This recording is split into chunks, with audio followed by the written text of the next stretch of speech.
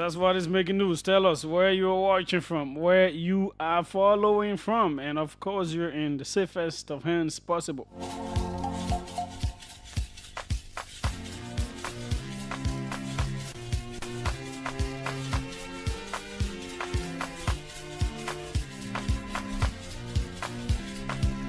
Okay, that's how we're doing it. Let's take a very quick break with some of our sponsors right here. When we return, we will talk about the issues that matter to our country.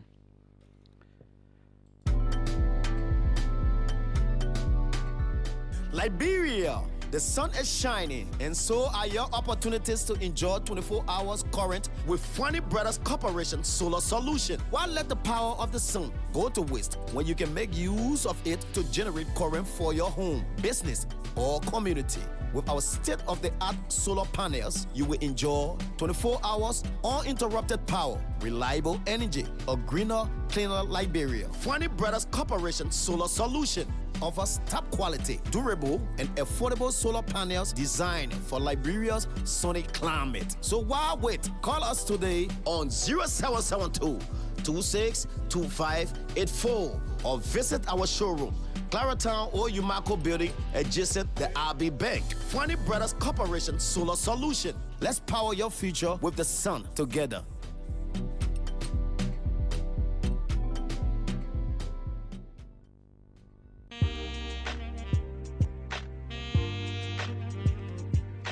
The Banking Institute of Liberia, the training arm of the Liberia's Bankers Association and the Central Bank of Liberia, announces the commencement of its professional training program in the following categories. Professional development training. This targets graduate and seniors and degree holders. Courses we offered include microfinance, banking and finance, public accounting and finance, audit and internal controls, procurement and supply chain management, monitoring and evaluation, compliance and corporate risk management, work planning and report writing, office administration and organization management, customer service and human resource management, project planning and management, and computerized accounting, which includes QuickBooks, Excels, and Tally. Duration for this program is 3 months. Tuition is just US $275.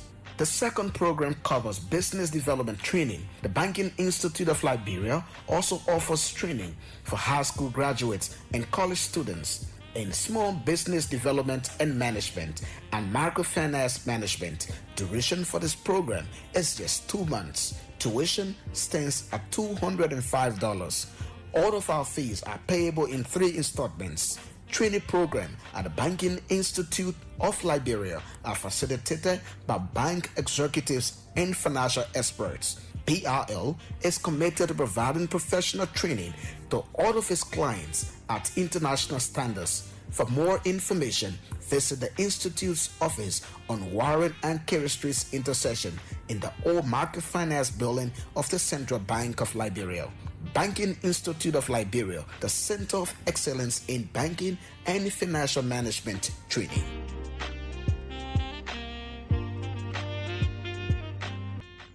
Do you need a car? Ready for an upgrade? Then come to Sika Motors, sole distributors of Toyota vehicles, Mitsubishi vehicles, and Yamaha motorbikes, genuine accessories and spare parts. You name it, we have it. We have the 2022 brands of Toyota vehicles. Select from our new Toyota Starlight, Toyota Belter, Toyota Rush. We've got the best deal in town through our Sika Motors financing schemes with selected banks, Eco Bank Liberia and UBA Liberia, starting at the lowest as 500 USD. You won't believe these prices. Come for quality, reliability, and durability. Take a spin and let's make a deal. Sika Motors on the UN Drive at Sayotown, Bushra Island, or call Sika Motors on +231 775 987 758 or email cmarketing@cfao.com. Sika Motors, drive with confidence.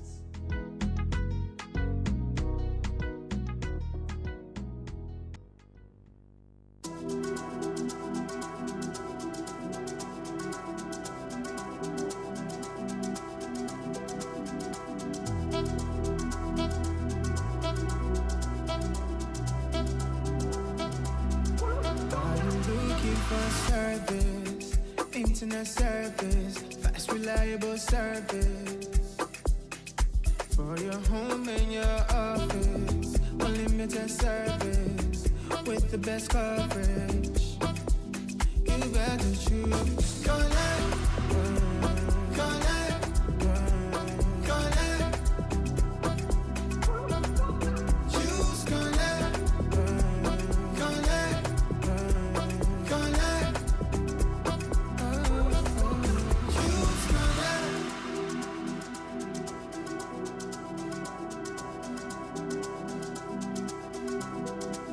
Connect. Connect. Connect. Choose Connect. Indeed, welcome. The OK conversation is right here with Julius J. Uh,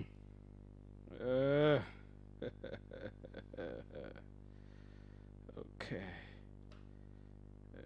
A whole lot has been happening. So let's see, where can we go? So we know that former Finance Minister Boyman Kamara is now the Director General of the West African Monetary Agency. That's WAMA. That's a good thing for Liberia to have one of our own ascend to that level. A whole lot of these regional and sub-regional organizations are headed by other nationals, and not too often you find a Liberian heading those areas. So we have two. We have one heading WAMA now, Boyman Kamara, former finance minister. We always used to hear, "Oh, the finance minister is sick," but he's not. He's not sick anymore. Yeah. I don't know. There was something at that Ministry of Finance that was making sick or whatsoever. But it's a good thing. He's there. We also know we have a Liberian at Giaba. That's the anti-money laundering group. That's the financial intelligence group of the sub-region. That is housed in Senegal. Yep. We have a Liberian there as well. So that's a good thing. He was recently in country. I'm talking about Boyman Kamara. He had a news conference with now Finance Minister Augustine Gaffon. You know, it's a good thing when you are learning, you're doing anything as a human being. Try to do it to the best of your ability. Do it to the best. Be the best you can be, because you just never know. Don't just learn for Liberia, for your community, for your county, for your country. Learn. If you're working, work to the best of your ability. Be able to show yourself approved, as it is said in the Bible, so that some of these big international opportunities, when they avail themselves, your CV can speak even before you get there. So that's a good thing. Health officials have confirmed that inmates at a prison in Sino County who recently developed a pox-like illness do not have mpox. That's following laboratory tests that ruled out the virus. So it was feared that these people may have had mpox. But as it stands, what we do know so far, no. We also know that the Liberty Party, that's the LP, Liberty Party has announced the long-awaited convening of its national convention after years of internal turmoil. Liberty Party was one of the victims of Liberia's cutthroat political landscape, shredded into bits and pieces leading up to and during the 2023 elections. It seems they are finding their footing. I cannot say they have found. This convention will tell us whether they've actually found their footing but they are finding their footing as a political party. It was one of those respected. It was viewed as the kind of intellectual, amiable kind of political party. They were more or less like in the middle kind of, the two extremes of the CDC and the Unity Party. Quite polarized. Right in the middle there, you will find Liberty Party, quite urbane and all of that. But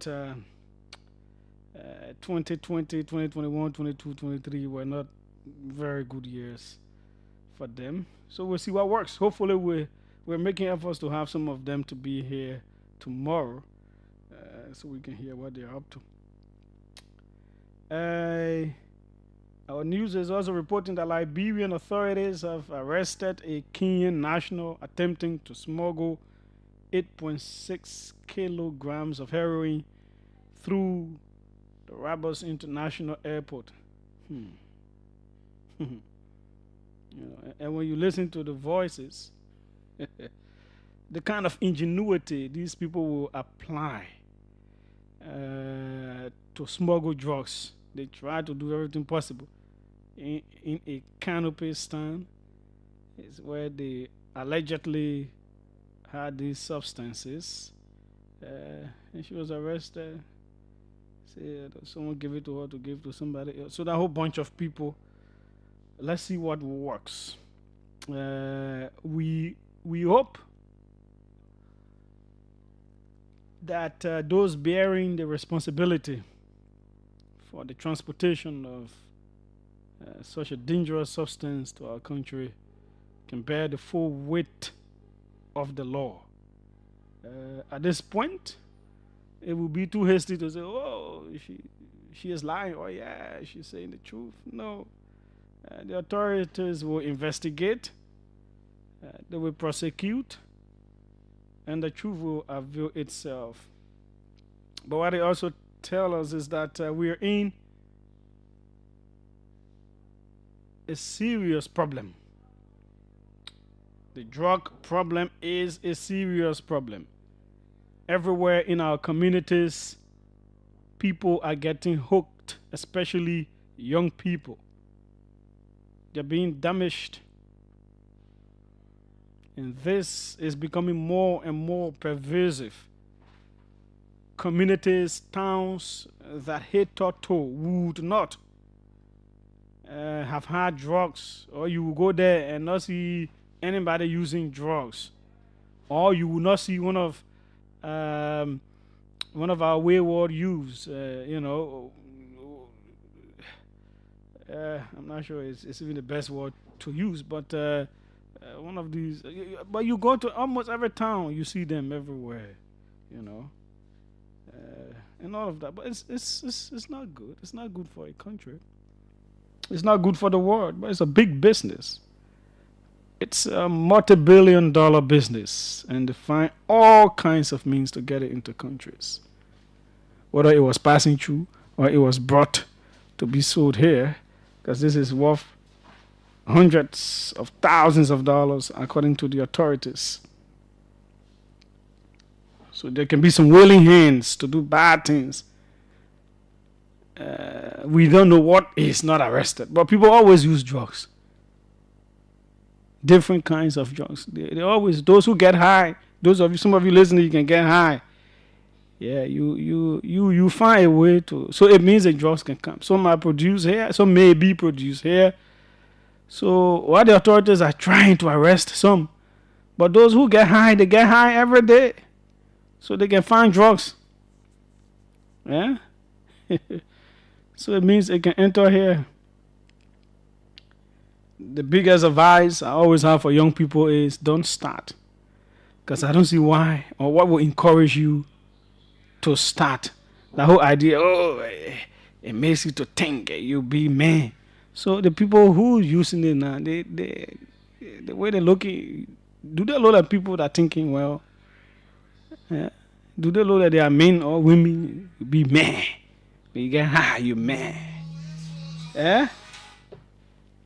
Yeah. That's why you shouldn't start. You know, you cannot see how drugs have done another human being, and then you are encouraged to start. What encourages you? Eh? Okay. But these are things we always have to say. Say it to your children. This is important.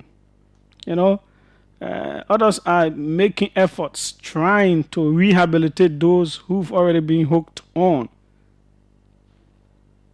As minimalistic as those efforts are, they are still okay.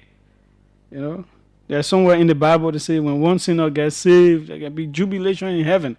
So if there's any 1, 2, 3, 4, 5, 6, 7, 8, 19 human beings that are rehabilitated, like what the likes of Senator DeLong are involved with, that's a good thing. But for us not to get to the point of trying to rehabilitate people, don't start. Then we'll have no need for rehabilitation. If you put me a few others that I know, and we are the only type of people that are living in Liberia, there will be no need for drugs, for alcohol. I don't say that bad thing to drink. You're going to drink, you're sorry, but I don't drink. So I say there will be, if you put me, there will be no need for alcohol, for drugs, and all those kinds of things, right? But other people there, different people in your country. That's what makes it a country, because they are different people. So let's advise our children, our relatives, the young people, old people, anybody. Do not start. If you don't start, we can get high. If they're just passing with their drugs and nobody can buy it in Liberia, there will be no need for them to want to bring it here. You know? Okay. I will shortly speak with Nyanti to hear what we have from the legislature. It seems we have something coming out of there. Before we go into other areas, let's speak with Nyanti briefly. Okay. This is the OK Conversation on OKFM 99.5. Okay. A whole lot of things are happening. We want to get Nyanti here first before we go into other areas. We have with us the man who carries the name Nyanti Togba. Nyanti, welcome. Welcome, Julius. Yeah. Are there any updates we need to get from Capitol Hill? Yes. Yeah. So, quickly, the Senate on today confirmed a couple of nominees for the ambassadorial post. Number one, Ali Silai was confirmed as ambassador to the Republic of Senegal by the Senate. And then Liva Dima, a former superintendent of Grand Bassa, who was nominated to the post as ambassador designated to Belgium, was also confirmed. Brahima Kaba confirmed to the state of Kuwait. And then also you have Gizi Fogba to the Republic of Guinea. And then also the Senate took a decision to confirm the central bank governor designate Herens Samoa and his deputy. So they both were confirmed today by the Senate, where majority overwhelmingly voted to confirm the central bank governor and that of his deputy for operation. So meaning that they will no longer be acting in such a position, and where the president will have to commission them to serve in that post.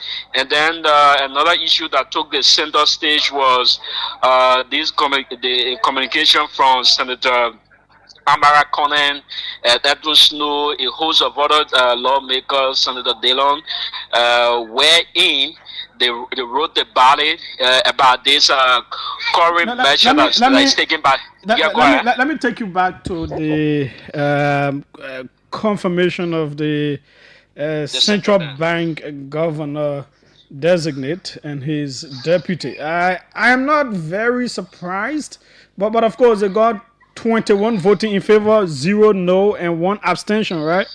Exactly. Yeah. Exactly. Is it easy for confirmation hearings to have that kind of overwhelming support? Yeah, over time, most of these confirmation report brought forth, and especially in the case of this standing position where the Senate have said that they will take two-third vote, majority of the senator voting on the matter, and some of the senators from the different committee will have to liaise with their colleagues to give consent to the decision from the committee in terms of confirming a specific nominee, because what they do is that at certain time when in the case of your committee bringing a report, you also want to get the support of other members of the Senate. So there were a whole lot of negotiation across the floor as well, and especially with these central bank officials, though we saw how tedious the confirmation hearing was, especially with some of the senators making some of the comments, like Senator Edwin Snow, who was specifically questioning the nominee for the fact that he was being nominated to this position, where they have to spend a huge sum of money to the former governor, who accepted at the time, took the matter to court about his suspension by the president, especially where the bank governor consented that he spent over 300,000 just to pay the former governor Alosha Talu. And then there were a whole lot of poor deliberation, especially from the deputy governor, and they said the other one that they were going to handle in committee room. So it was actually shocking today to have seen that these both reports come back on the floor, especially when the deputy governor could not basically explain some of the function, especially as he's been linked to taking a loan from the bank, as to whether did he settle this loan obligation. And some of the questions were also raised to him. He didn't know. He didn't answer a question directly as to when did he take the loan, whether he was serving at the bank before he take the loan. But then most of the questions that were posed to him were directly answered by the governor designate, because Senator Edwin Snow was big concerned about what is it that the deputy governor for operation is not responding to most of the questions. And then all of a sudden that they said they were going to handle him, and most of the senators were not even pleased with his deliberation. But then today we saw this communication surface on the floor that the both nominees be confirmed to the post as governor and then deputy governor for operation, and this is something that we saw directly that happened today. Okay. Well, I'm not really surprised when it comes to the governor designate giving his background, experience, education, and all of that. You were also talking about something else? Yeah, so the usage issue, especially with this, especially with this action taken by the current U.S. President Donald Trump with regards to usage, and then knowing further well that the total of the 800 million budget that was passed, 14% of that budget constitute support from the United States Agency for International Development, wherein, as you may be aware, that the USA provided a total of 114 million towards the education sector, especially education help towards early childhood education and what have you. But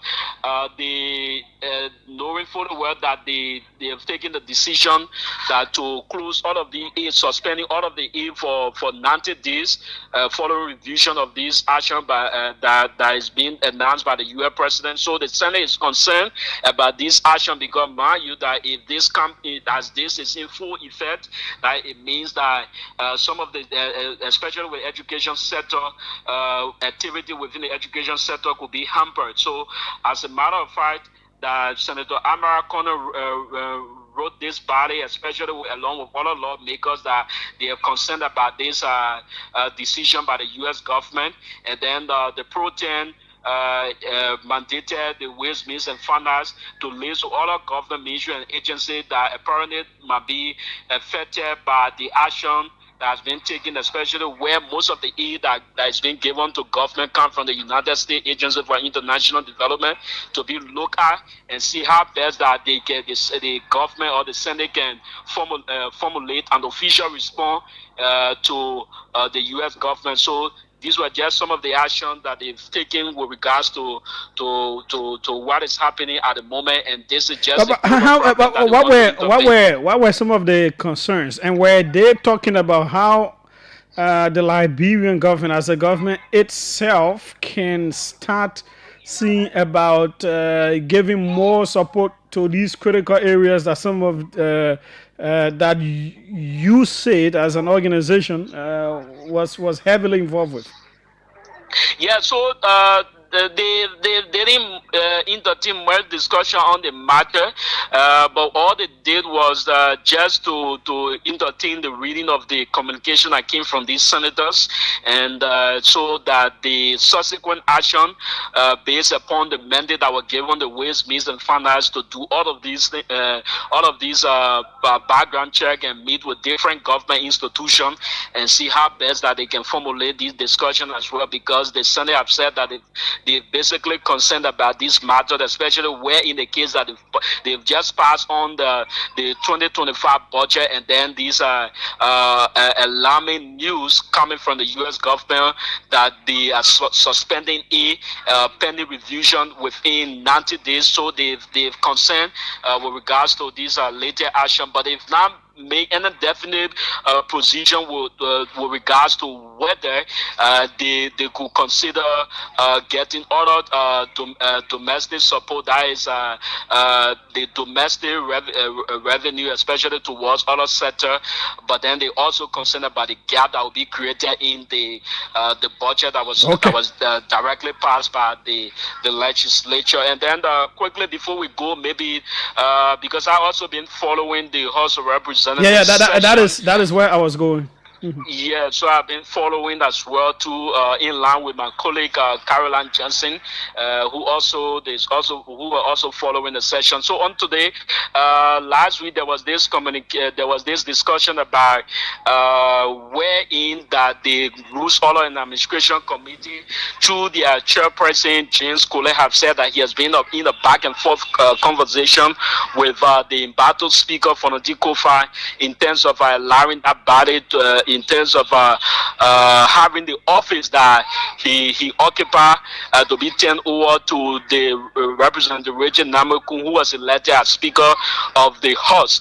But then subsequently he said that the embattled speaker have not been able to directly respond to the matter, giving consent as to taking over the office. And then the discussion on last Thursday, and then they inter-team the discussion, and then they deferred the motion to on Tuesday. And then the embattled speaker wrote a communication to the chief clerk of the House of Representatives with regards to the situation, that where in that letter that is the embattled speaker is stating that because there was a recommendation where the Justice Minister, the Committee on Rules, Order and Administration wrote the Justice Minister informing him about the reported refusal of the speaker, the embattled speaker, to turn over the office to the current speaker, who has been elected by the majority bloc of the House of Representatives. And then the Justice Minister told the committee that they should inform the embattled speaker through a communication within 5 days. And then if he fails to do that, then they should call the media, civil society group, where they will be there and witness that all of the belonging for the embattled speaker be put outside of the office, and then the Representative Richard Namwekun, who was elected as speaker, to take over that body. So today the motion came back on the floor, and there was this new motion from Representative Austin Taylor of Maryland County, who in his motion said that the body should mandate the Rule, Order and Administration Committee and that of the Sergeant at Arms to go and take over the office, and that should be done in the presence of the media. And then the majority of the lawmakers were in acquiescence with the motion that was given, unless there were few lawmakers who were recommended that the list of representatives in Mayadan who said that they should seek the approval of the court, wherein they should go to the court so that the court can give the evasion order. But then that was not entertained. But majority of the lawmakers decided to yield to the motion that was raised by Representative Austin Taylor. And then after they made that decision, there was this motion of reconsideration that was filed by Representative Michael Thomas, where the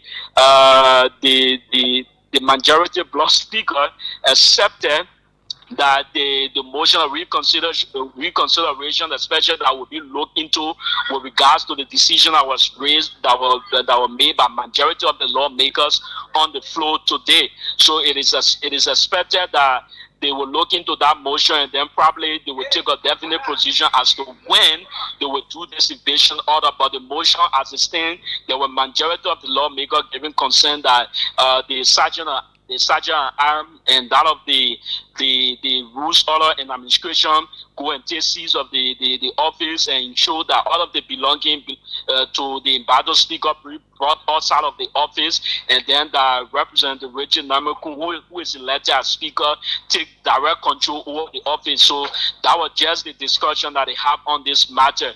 And then they also reached a decision that by March 11, they will go back to their main chamber of the House of Representatives. Though you know that chamber has been that chamber since majority of them left. He has been honored.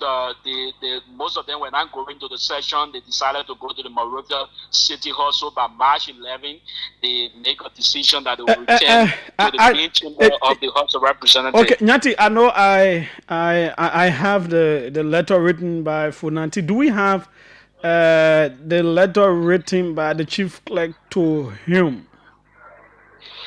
In response to no, the one that she wrote that he responded to. Do we have that letter? No. We what was happening? It was what happened. It was a back and forth conversation with the no. I know, but he specifically wrote back to Madam Chief Clerk. Major.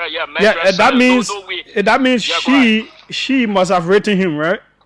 Yeah. Okay. So, but we have not gotten hold of that communication. But you know, his statement with regards to what was contained in that communication came about a news that he said he heard that the people, that the lawmaker were planning to take over his office, and then he was saying that since they went to the justice minister to seek his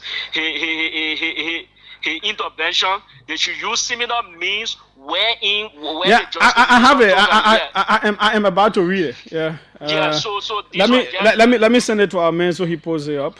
So these were just some of the actions that they took today at the House of Representatives, and then finally Representative Yeke Koroba has gone to the Monrovia City Court, where he has gone to file an action against the sergeant at arms. You know, as you may be aware, that on Tuesday and Thursday of last week, Representative Yeke Koloba have said that he will not recognize the speaker, that is Richard Namwe-Kun, as the speaker of the House of Representatives. And in fact, some of his colleagues has been calling on him to recognize that, for example, if you making your comments where you have to recognize the presiding and the co-presiding, saying the speaker or deputy speaker, he have vowed never to do so, and then that led to an excursion where he was put outside by the sergeant at arms. So he have decided to go to the Monrovia City Court to file a lawsuit against those who performed such action against him on last Tuesday of last week. Okay, Nyanti, thanks so kindly. We appreciate it. Okay, good. That was Nyanti Togba there. Wow, a whole lot happened up Capitol Hill. Again, we're not surprised by the confirmations. I think a whole lot of those people are good enough. And once the issue of former Governor Talu was settled, albeit to the displeasure of Liberians, that two human beings are being paid for doing the same work, then it was definitely going to sail through. It was just a matter of time. Yesterday again, I stated here, I analyzed that, assuming without admitting that Funatikova was legally removed as speaker, like legally, like there was no controversy, the right things happened, and he was removed. There were no code issues and all those kinds of things. And under that clear legal process, he chose not to vacate the office of speaker. We analyzed here yesterday that the best thing and the good thing for any law-abiding citizen to do is to go to the court to seek his eviction. At least that's what we are taught in service. That's what our leaders tell us. Our lawmakers, people in the executive and judiciary, they say we shouldn't take the law into our hands, right? You know what they can tell us. Yeah. So it has come to a time that they think Representative Kofa, embattled speaker, does not want to vacate the office. So rather than going to the court, they sought the intervention of the justice minister. And reportedly, rather than the justice minister to saying, all of us are supposed to not take the law into our hands, so you will just go to the court and seek the evasion notice. I will tell him to move. If he can move now, then it is the government through the judiciary that will dispatch your sheriff and whosoever police to effectuate that order. Now, for those of you who always argue that, the things on Capitol Hill are political, if they knew that thing was political, they would never have sought the justice minister's advice. Because they know what it means. So perhaps that's why the motion of reconsideration was filed by one of the lawmakers. Why do we always hammer these things? It is because there is a tomorrow, and the rule of law seeks to protect everybody. There is always a tomorrow. And we will always argue on the side of the law that you should do the right things. What will you say as a lawmaker if you support those kinds of actions and right in your communities, people are doing the same thing? Will you tell them to go to court and blah, blah, blah? No, you will not have the moral backing to do so. So, Funati had written back the Honorable House of Representatives. I think our man can put it up now. Sack, put it up, let everybody see for themselves. Let's everybody see for themselves what we're reading here. Okay.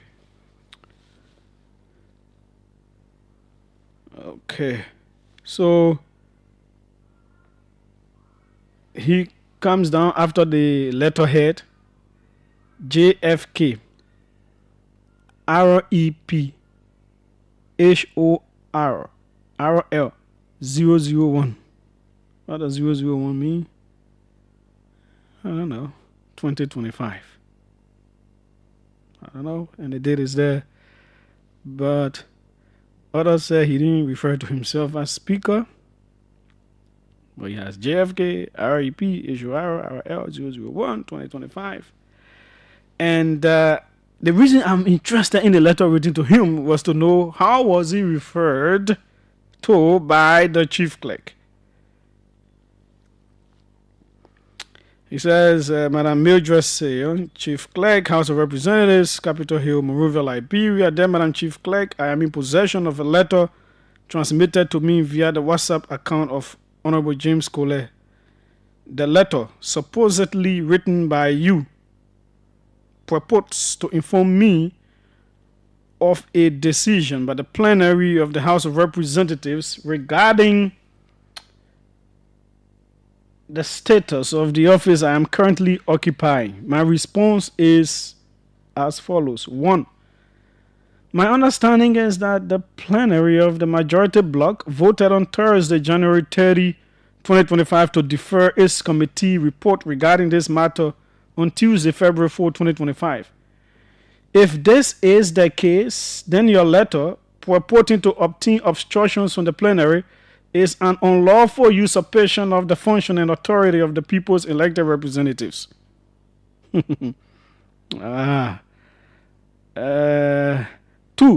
Please inform those who instructed you to write such a letter that they should obtain the office in the same manner as they obtain the speakership, illegally and with the force of the executive.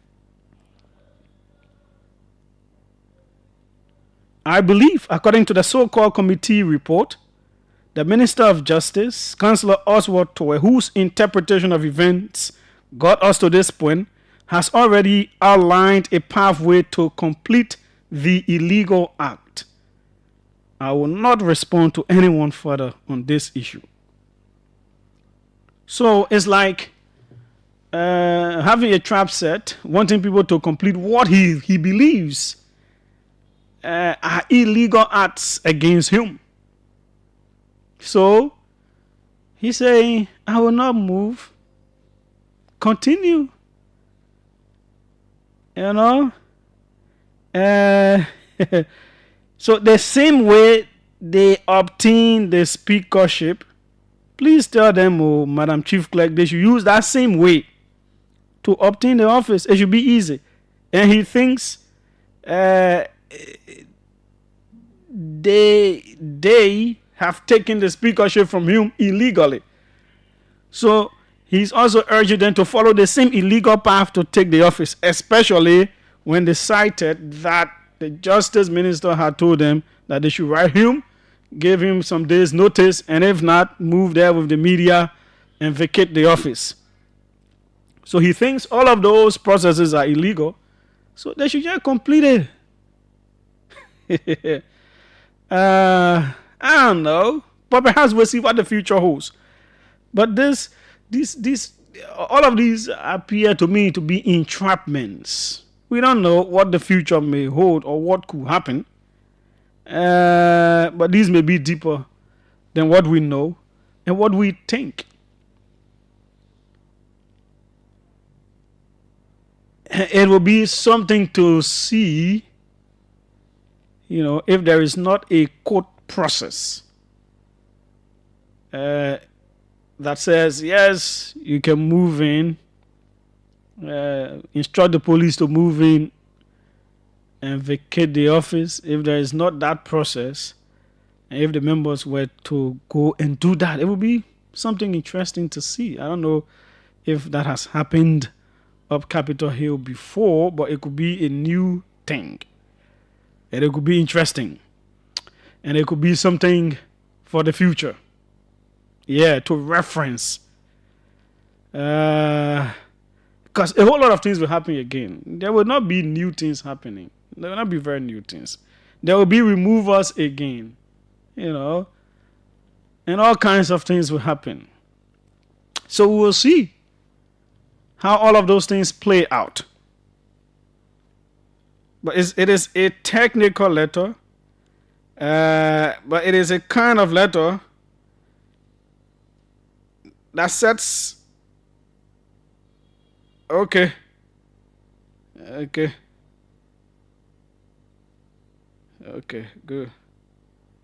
Thanks to this person. I'll read the messages later.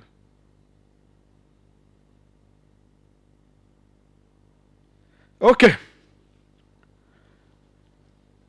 So that is that. The issues of Capitol Hill, they continue to play out. And we'll continue to speak. We'll be here and we will speak as they play out. Let's go to something else that is also important. Let me let our men put them up as well.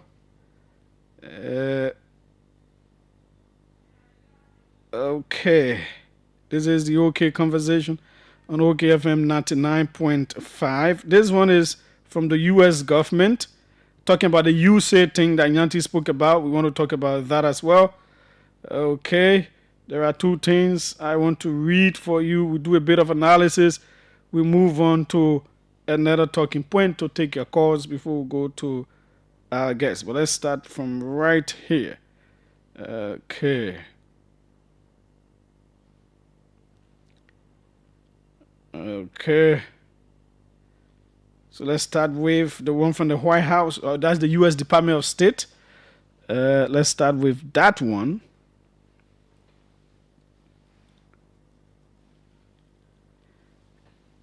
And it says, the United States Agency for International Development USAID has launched STRAYED, STRAYED. When you stray, you leave where you were or what you're supposed to be doing. You ain't doing it. So you stray. So the United States Agency for International Development USAID has launched strayed from its original mission of responsibly advancing American interests abroad, and it is now abundantly clear that significant portions of USAID funding are not aligned with the core national interests of the United States.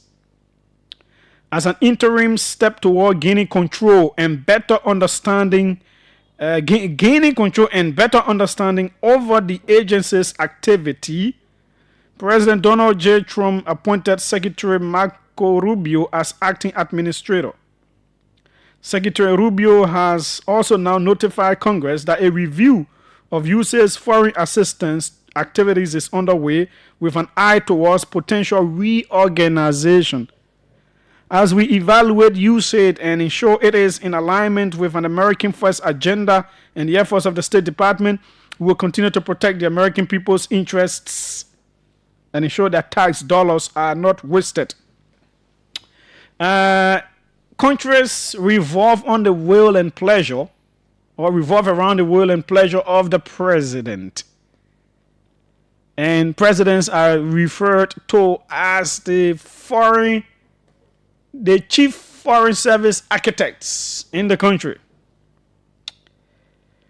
The way I see what's happening with USAID, and especially with the first two paragraphs, especially the second paragraph in this release from the U.S. Department of State, which says, as an interim step toward gaining control and better understanding over the agency's activity, President Donald J. Trump appointed. It tells me Trump, as the president, wants to have a say, wants to control directly what happens with American government money that they gave to other countries as aid. It is like he doesn't want it to be the routine thing that it has been with USAID. He wants it to be like countries you say, President Trump gave us this money. That's how I'm understanding the kind of language used here. There are allegations even from Elon Musk. They think that there's a whole lot of corruption and all these kinds of things involved in USAID activities, even though without evidence presented so far. But those are the arguments that they've made. And as even the State Department release states, it says that USAID has long strayed from its original mission. And what was the original mission? To responsibly advance American interests abroad. But that significant portions of USAID funding do not align with the core national interests of the United States. So Trump has his own national interests of the United States, and he thinks USAID has to align with that. So we will see what happens. I don't think it will be very long because I do not believe that Trump, who wants to be so influential and have a whole lot of control, will knowing that the kind of aid that the U.S. has been able to dispatch across the world has been able to hold people within the ranks of the United States, I don't think this is going to be very long. I think it is about placing himself at the center of it all, you know, and to be seen as that kind of person, you know. Yeah. We also have something from somebody who worked with USAID, and with two people who work with USAID, so we'll take one. Let's find this other person. Okay, from different angles.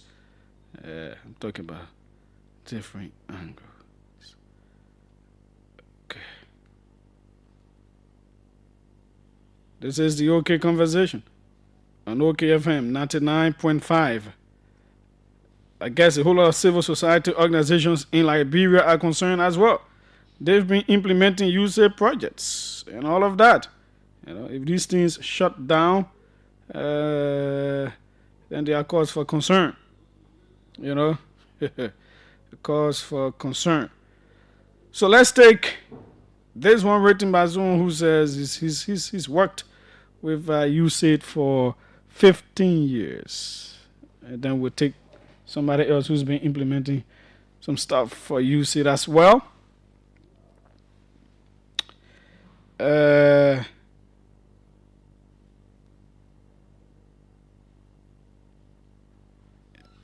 Okay. So let's see if our man has it up. I hope he has it up now. Yeah.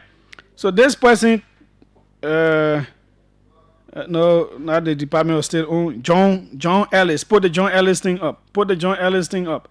Yeah. Say I worked for USAID for 15 years, plus a few more as a contract consultant. I initially was hired to work on programs intended to encourage developing countries to open their markets to U.S. exports. I ended up working on programs intended to prevent government corruption in Central America. Most of the money USAID spends is paid to U.S. contractors and grantees, not to other countries. The U.S. contractors and grantees do hire local employees, but pay them wages that are only a fraction of what they pay to their American employees. For decades, Israel has been the largest recipient of U.S. assistance. In that case, most of the money does go directly to the foreign government.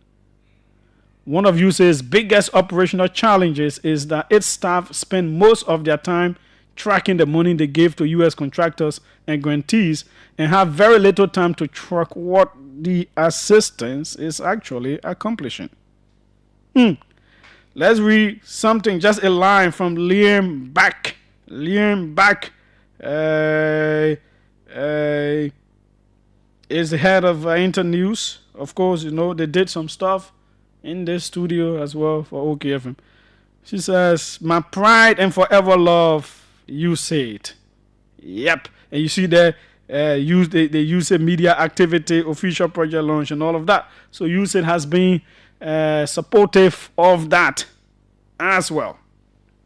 So from all sides, there are different views and all of that. But this is a wake-up call to countries like ours that you have to do better. You can't be depending on other people too much. We have a whole lot that if we do our best and we properly allocate our resources, we could be big donors as well. Why do these people get the money from they send to other countries? From their taxpayers. Their countries are still run well, they pay their people well, and they are still able to send billions of dollars every year across the world. So your own country that you have, what's stopping you from raising billions of dollars and doing the right things? Do the right things for yourselves, and that is certainly going to help. Now, before we come to you, there is something I'm following. I'm following something from Post and Telecommunication. I guess I should be finalized by tomorrow. A whole lot of things are happening. A whole lot of things are happening at NOCAL as well. And without having the details of without having the actual details or hearing from actual sources at the entity, here we like to be careful. We don't just jump into things. Whether corruption is involved in purchase of vehicles or whatsoever, those details we don't have, right? However, the response we saw from the official page of the head of the entity, that response left me wincing. And I was like, okay, even if she's not a communications person, if she's not a public relations person, there are people who are her immediate deputies that know communication things. I believe the entity is supposed to have a communications body as well. There is, I think, a former assistant or deputy information minister working as one of the deputies at NOCAL, Rex Basigia. Yeah, Rex Basigia used to be the information minister, right? Yeah. There is white guy Jaliba there too as one of the deputies who knows a whole lot about communicating. So if the CEO of the entity is under pressure, and that concerns the entity, and I do not believe the two people I just mentioned who should have communications knowledge, their inputs were sought to say, this is blah, blah, blah, blah, blah. We need to put out a clarification. I do not believe they saw that or they were invited to see. If the CEO will just post to respond, especially emotionally, without getting the input of the others, then it means there is a problem. Are you following my line of reasoning? There is a problem. I am not discounting the allegations, and I'm not approving the allegations as being correct. But the response, let's go there. We have it on our OKFM page. So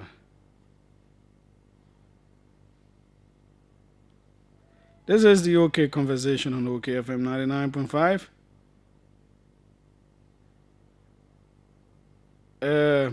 So she posts the two vehicles and says the CEO of NOCAL official car is not 75k USD as it has been reported by some extortionists. So extortionists are people who want to do blackmail and all those kinds of things to get money out of people. Start money out of them. Any kind of way, just to get money out of them. The vehicle currently used by the CEO, MGRX8, was purchased at 42k USD, 42,000 USD, and not 75k USD as initially published by Mr. Colley and others. As a CEO of NOCAL and being fully cognizant of a position that carries sensitive information, the office of the CEO will have needed extra logistics. In her wisdom, it was important to have additional vehicles for errand to be used by her staffers. Therefore, the issue about another vehicle as utility is not in doubt as reported.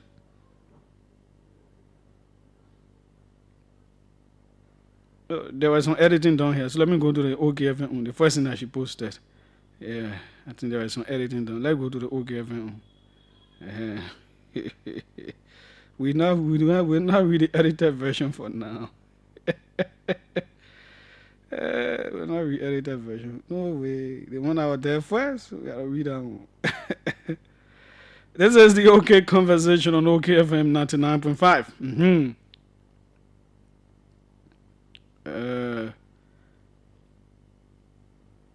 Okay. Okay, this is what she wrote. Yeah.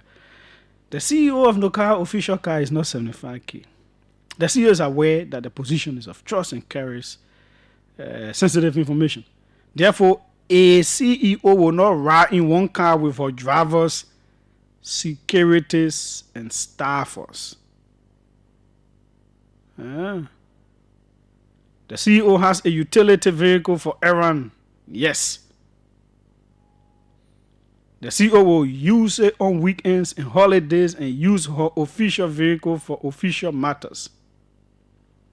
The CEO encourages young Liberians to learn to work together, and not everyone will be CEO at the same time. The CEO states strongly she doesn't sign checks alone, but rather with a vice president of finance, and checks some pass through scrutiny. The CEO will not kowtow to powo or powwow.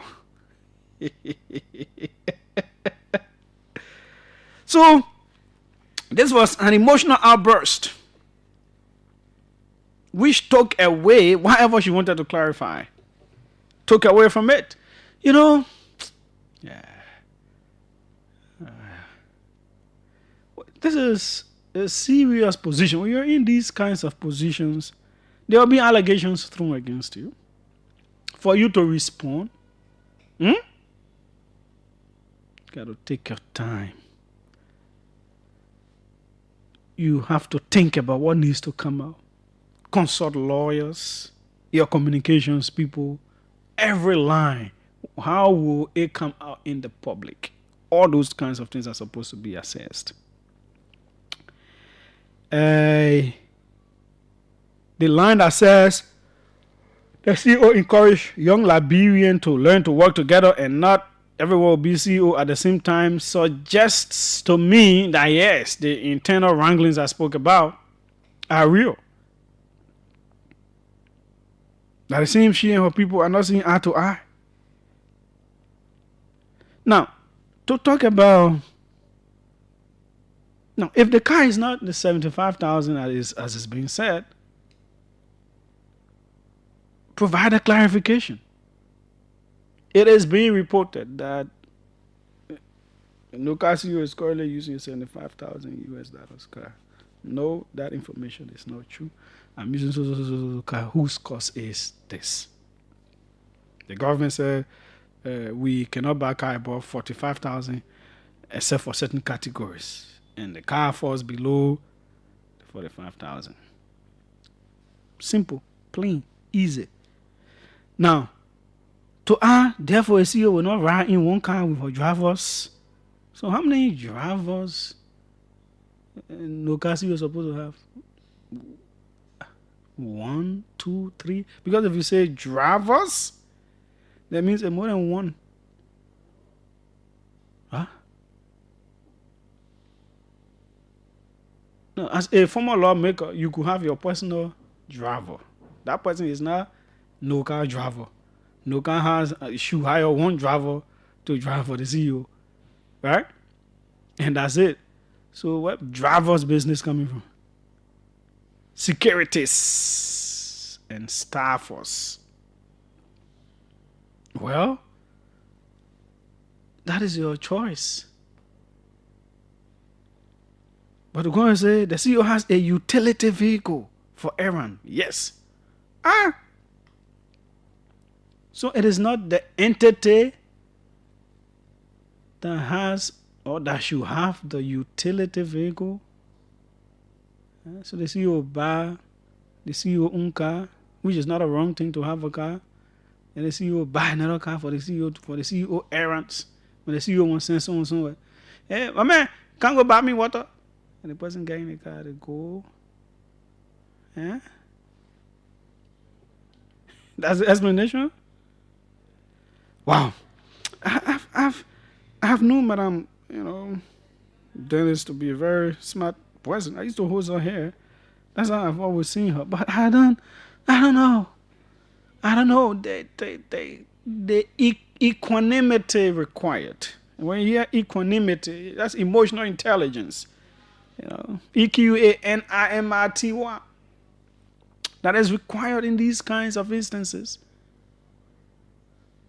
It's not applied, and it defeats the entire purpose. And then there are exchanges with people on social media and all those kinds of things. Well, it doesn't help the situation. All these in-fight things and whatsoever do not help the government. They do not help the entity and its own leadership to resolve issues. I've always said human beings will always have issues when they're working together. My people. You go heaven. There were issues in heaven. Oh, I God choose Satan down here. For him to kill the man so we can just be here and live in harmony. Yeah. He didn't kill the man. Oh, he said the man down too. I can't understand other things from the Bible. Yeah. Why God sent Satan down? The man gave you a hard time. You can't deal with it. You can't. Then you saying that. Now I said maybe God said let challenge. But let lead that one. I just want him just to make you laugh. Yeah. But why he sent Satan down? Yeah, I can't understand that one. Yeah.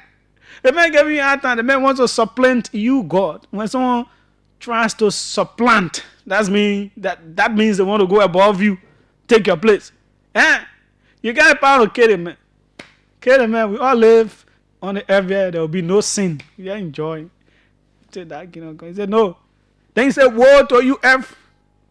Why you be sending bad men to order you tell, oh, woe? Anyways, let's get that one. I'm probably talking. But I'm talking about fighting. There will always be issues at entities, organizations, human beings. People have issues. The man, woman in the house that claim to love each other and they get married. Well, the woman, where the men were hustling for you, all over the place, working in darkness. Sometimes the children can suffer some of us. Yeah, 6 months you be on one person, you can't get what you want. 1 year, sometimes you gotta do all kind of things. They gotta spend money. All kind of things can happen. Stay, they can come together, they be making fuss. So who will be somewhere they will not make fuss? They will make fuss.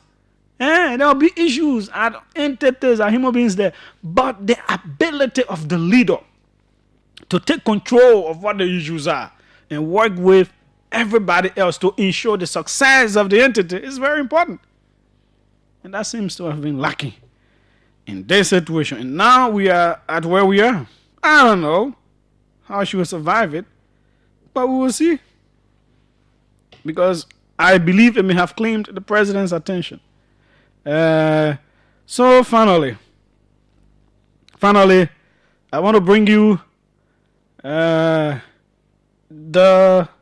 speech delivered by Councillor Mono M. Vama, and that's the inaugural speech. He's the president of the Liberian National Bar Association, and this was delivered on Friday, January 31, 2025, at the induction of the new leadership of the bar. I'm not reading the full thing because it is very long. I'm just bringing you key highlights. Point number 4. He says, a call to duty in challenging times.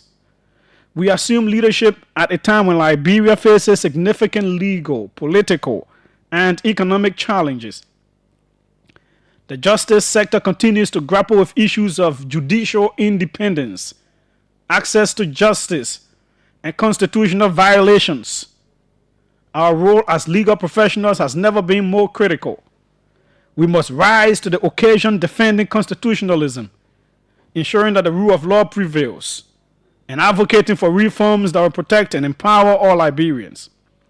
In these challenging times, the LMBA must be the voice of reason, fairness, and justice. Under our watch, the LMBA shall hold government at all levels accountable, including and especially the branches of government which constitute the indispensable elements of our democracy. We will work towards ensuring that government policies and programs meet the yearnings and aspirations of our people as they relate to the provision of good governance, transparency in financial expenditure, reducing drastically the cost of governance, and ensuring that the welfare of our people is given topmost priority. We will strive to ensure that government responds appropriately to the challenges of security of lives and properties, respect for the fundamental rights and freedoms, the provision of gainful employment and all the basic amenities of life, especially food, shelter, clothing, qualitative and affordable education, healthcare, and other infrastructure, as well as access to justice. We move on to point number 6. Constitutional violations and legal reforms. Recent events have exposed threats to our constitutional democracy, violations of fundamental rights, questionable executive actions, and disregard for judicial decisions, judicial inactions and avoidance, as well as legislative overreach, undermine the very fabric of our democracy. This is a powerful statement, a powerful sentence. I will have to reread it. I think I'll have to talk to my guest. Yeah, we can do something another time. But this is important. Recent events have exposed threats to our constitutional democracy, violations of fundamental rights, questionable executive actions, and disregard for judicial decisions, judicial inactions and avoidance, as well as legislative overreach, undermine the very fabric of our democracy. As an association of legal professionals, we must speak truth to power, hold institutions accountable, and push for legal reforms that strengthen governance, human rights, and social justice. The LMBA will continue to engage with policymakers to ensure that the Constitution is upheld and that legal reforms reflect the aspirations of the Liberian people. The Liberian National Bar Association plays a crucial role in upholding the rule of law and ensuring constitutional compliance by all branches of government.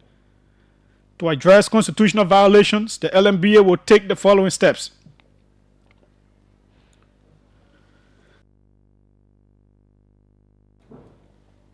One, legal advocacy and public interest litigation.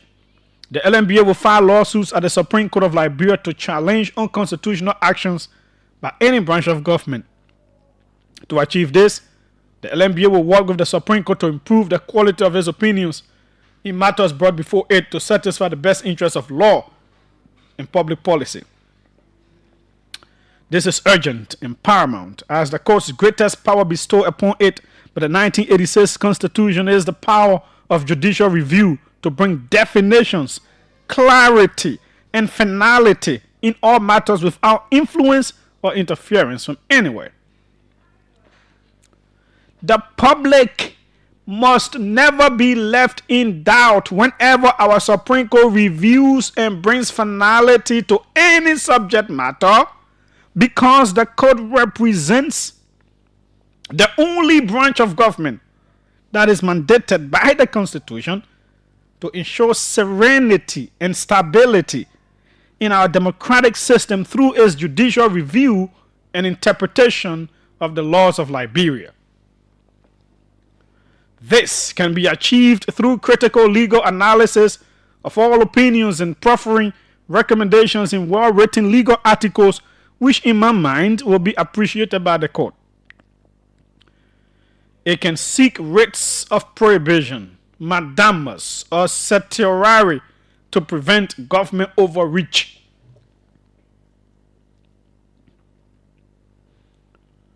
We'll go to point number 4 under what they want to do. Engagement of the legislature and executive. Advocate for constitutional amendments to strengthen accountability mechanisms. Provide legal opinions on bills and executive actions that may violate the Constitution. Collaborate with civil society organizations to pressure the government to uphold constitutional principles. 5. Disciplinary actions against lawyers in violation. Ensure that lawyers, including those in government, uphold constitutional principles. Sanction legal practitioners who support unconstitutional actions. Liberia's democracy is incomplete and call for action. Article 56B of the 1986 Constitution provides, there shall be elections of paramount, clan, and town chiefs by the registered voters in their respective localities to serve for a term of 6 years. They may be re-elected and removed only by the president for cause. Despite this constitutional mandate, Liberia has historically appointed chiefs rather than electing them. This has been widely criticized as undermining local democracy and the decentralization process. While electing chiefs is essential for democracy, constitutional compliance, the failure to hold elections for chiefs violates Article 56B, making democracy incomplete. 2. Decentralization and local governance. Electing chiefs will empower local communities and strengthen grassroots governance. 3. Legitimacy and accountability. Elected chiefs will have more legitimacy than appointed ones, making them more accountable to their people rather than the executive branch. 4. Reduction of political influence. Appointed chiefs often serve the interests of the government rather than their local communities. Possible solutions. The National Elections Commission, NEC, should be empowered to organize regular chief elections in line with the Constitution. Civil society and local communities should advocate for the enforcement of Article 56B. The government should allocate resources for local elections as part of Liberia's local governance efforts. We move on to point number 7. Supreme Court decisions and implications for democracy. The Supreme Court remains the ultimate interpreter of our laws. However, judicial decisions must not only be respected but also critically analyzed to ensure they serve the interests of justice and democracy. We will advocate for judicial independence and transparency in decision making. Work with stakeholders to review Supreme Court rulings with far-reaching implications for democracy. Engage in constructive dialogue with the judiciary to strengthen public confidence in the courts. Justice sector reform must be a priority. Delays in judicial processes, corruption, and lack of access to justice remain major concerns. The LMBA will push for reforms that enhance efficiency, integrity, and accessibility within the judiciary. Okay, so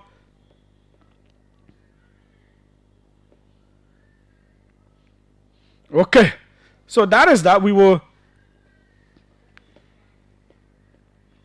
You have listened to quite a powerful speech by the president of the LMBA, and I hope those who have the ear to hear will hear, whether you are in authority or whomever you are. This is to remind you that there are voices in the land, and when we are doing our best or our worst to trample upon the very laws that we made, there will always be voices to remind us. And that's why when people say, oh, the Supreme Court, the bench was absent from the state of the nation. Traditionally, they are usually there, the three branches of government, they were not there. And people say maybe it's because of the issue up Capitol Hill. I really don't want to believe that's the reason. I really don't want to believe. Or else they should come up and tell, they also owe it to the public to explain their actions. That they were not at a major national event that they were expected to be at. That they are traditionally at. They should, I believe they are duty bound to explain to the public why were they absent. No, we'll not be second guessing. They should tell us why. They should release a statement. That perhaps should have been done before the program or even after the program. We can't be second guessing. Because in my best analytical mind, in everything that I have reasoned and that I have thought, I do not see any cogent reason why they will not be there because of the issue of Capitol Hill. I do not see it. No way. A case went before them. They decided the case in ways that both sides said they won. One of the sides said, since this is the case and everybody claiming that they won, blah, blah, blah, we're going back to the Supreme Court with a bill of information to further explain, because it's like everybody claiming they won and we're not returning to any status quo ante or whatsoever it is and blah, blah, blah. It was an opportunity for them to further clarify whatever they meant in their ruling. They chose not to do anything up to present. That we have made it clear. And then people say, oh, maybe that because the issue of Capitol Hill, they didn't go there. Why? When you've twice had the opportunity, in fact more than twice, to clearly delineate and settle an issue, they did not do it. Then people say that because of case of Capitol Hill. No. They may be complicit in the misunderstandings in the country. And that's why their speech is also alluding to. It left the public in doubt. So why will you not go there? If not, I believe I can believe. Maybe they have other issues. If maybe the legislature or the executive and all that stuff, they can have issues. But if you tell the public too, they are answerable to the public. We have to know why they didn't go there. They should. You know, when we sit in a country as a people and we just allow things to flow, to move as the will, people just do what they want to do because of their positions, because of power and all of that, we are actually crippling the country. We are setting bad examples, bad precedents for the future. Hundreds of thousands of young people are hearing, reading, and seeing all that is happening. When you're in a position of power, whomever you are, president, vice president, legislator, an official in the executive, justice, judge, your actions, inactions, decisions, indecisions have far-reaching consequences on the future. It has a cascading effect, a rippling effect into the lives and minds of people for generations to come. And that's why all of you have to be careful what you do and how you do what you do. There is always a future. And that future can be uncompromising. Whatever you do. 777-700-995, 555-995. Let's take some of your calls right here now. The international line is right there on our page. If you're watching.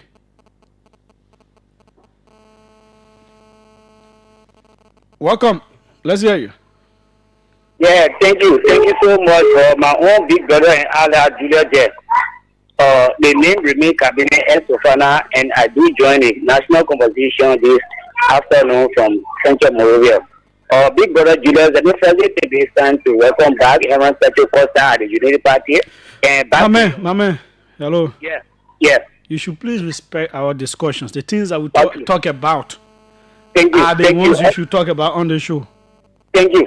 Okay, big brother Julius, because you discussed the issue of Funati, I'm pleading to Funati to just end up for the sake of peace, just resign. You know that my own lovely sister, my Messi Kaba, they want all fully. Okay, thanks so kindly. We will move on. We'll move on. Welcome, let's hear you. Hello. Good afternoon, Julius. Yes, go ahead. Let's hear you quickly. Thank you, Julius, for having me on your platform. I'm CRC Emmanuel and Super Junior of the Intermediate Class District number 14. Mm-hmm. Well, Julius, you elaborated quite extensively on a lot of things, and I would love to begin with the uses in a minute. In a second, and then I will go to Liberia. Well, Julius, like you put it, Liberia, but this time, due to our age, we should be able to give the other country. We should not always be, accepting case from people.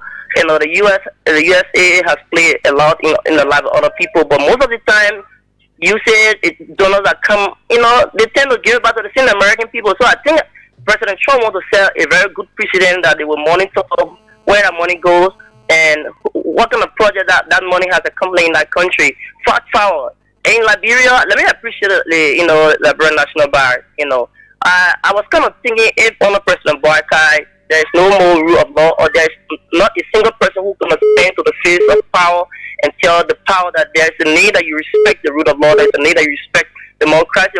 I have this belief that democracy is gradually breaking down in our country, and this country piece is deteriorating because, Julius, where you see that when you go to court, the law is only there to stand against poor person, and those in power, the president, his official, blatantly violating the rule of law in the country. Supreme Court giving a ruling that end up upside down. I call it upside down because both sides came out celebrating. You have one justice minister who is interpreting the law of the land. It's quite unfortunate. We thank God, we're going to stand and forever speak to this country that our democracy should not end in a toilet because President Boga said he was going in a toilet. I hope by night should be going to heaven. I don't know where it is, in the toilet or it has part of the toilet station. Thank you for affording me the time, Julius. Thanks so kindly as well. Let's see if we can. I'm trying to get someone with experience in diplomacy, international relations, and all of that to see if we can hear his take on this whole you said thing. Yeah, shortly we'll get him. But welcome. Let's hear you. Julius. Go ahead. My name is Joseph. I love you. From Kansas. Okay. Yeah, Julius, I want to congratulate Donald Trump to stop you for giving. Hello? Go ahead. We listening. Yeah, because this government is very corrupt. So yeah, Donald Trump. No, what is the evidence that the government is very corrupt? The evidence, one of the evidence is for Noka. One of the evidence is what happened on Noka? You heard the conversion are going on to Noka. What is the conversion going on there? You heard the conversion are going to electoral send the president suspending the electoral people that fly. You saw the conversion for hello. When you call on the radio, I can ask questions and I let people provide evidence. So you say corruption going on at no count. Let's start from there. What is the corruption? The alleged corruption of the woman buying 75,000 cars giving her package according to the online paper. It's corruption. Giving her back kick? What do you mean by giving her back kick? Giving her a back kick according to the online paper. When she paid for 75 car, and when she paid the 30K, and she said that for the package she buys a corruption, alleged corruption, alleged corruption, electoral piracy. So the government is corrupt. That's but you yourself say alleged corruption. They say the government corrupt again. So after alleged, hold on now. So so after the alleged, then you yourself found the government guilty of corruption. So you say the government is corrupt. Yeah, the government is allegedly corrupt. So now you say the government is allegedly corrupt. Oh, okay. Thanks. It's okay now. People will see, and your purpose says that. Is the first time I ever see the President Boga doing that government for central bank? You say someone is corrupt, but you are compensating them for them stealing. Imagine the government is very, very corrupt. How you sounding like you vest by so? Yeah, I'm sure they are so surprised of the government. The government is taking by you corruption.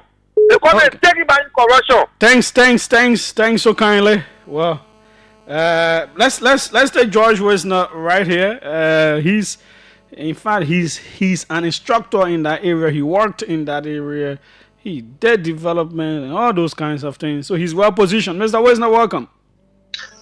How you doing, Julius? How everything going? Yeah, fine. We're doing well by His grace. Hopefully next week we could bring you and other professionals in that area to look at these things on a deeper and wider scope.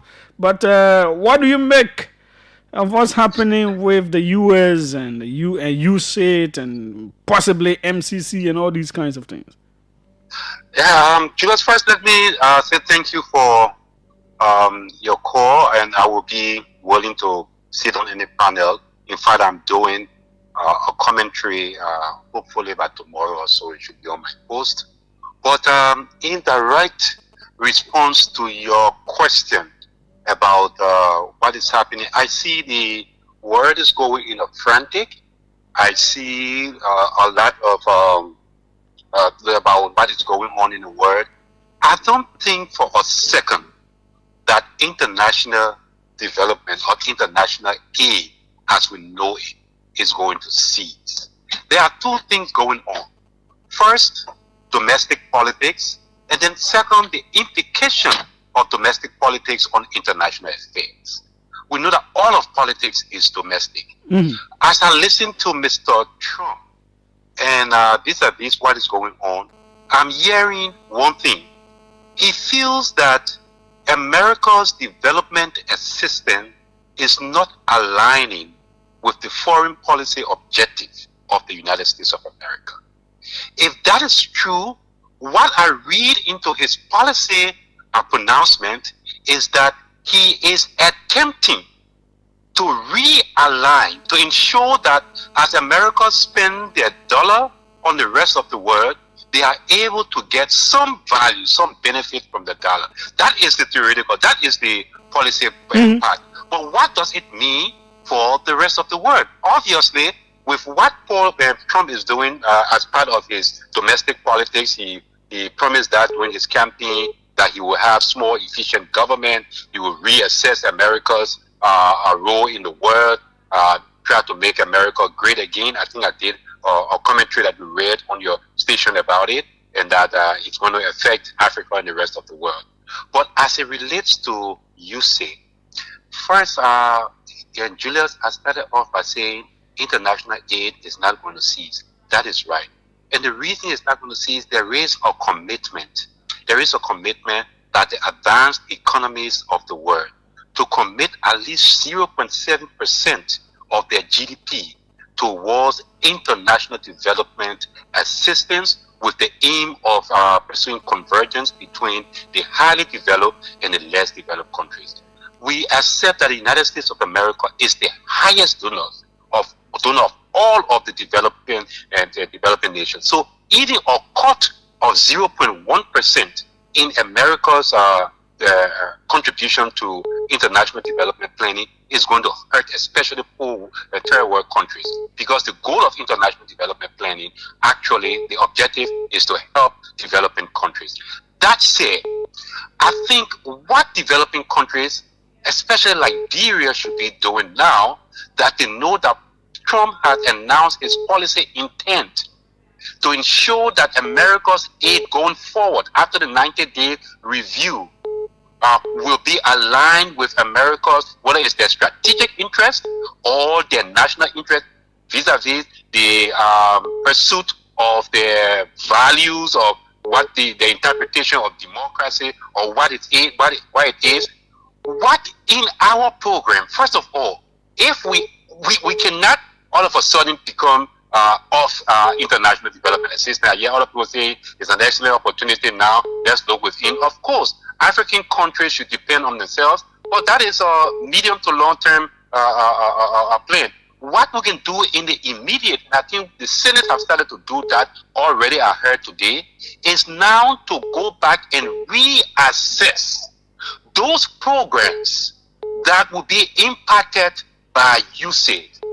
Those organizations that are impacted by USAID.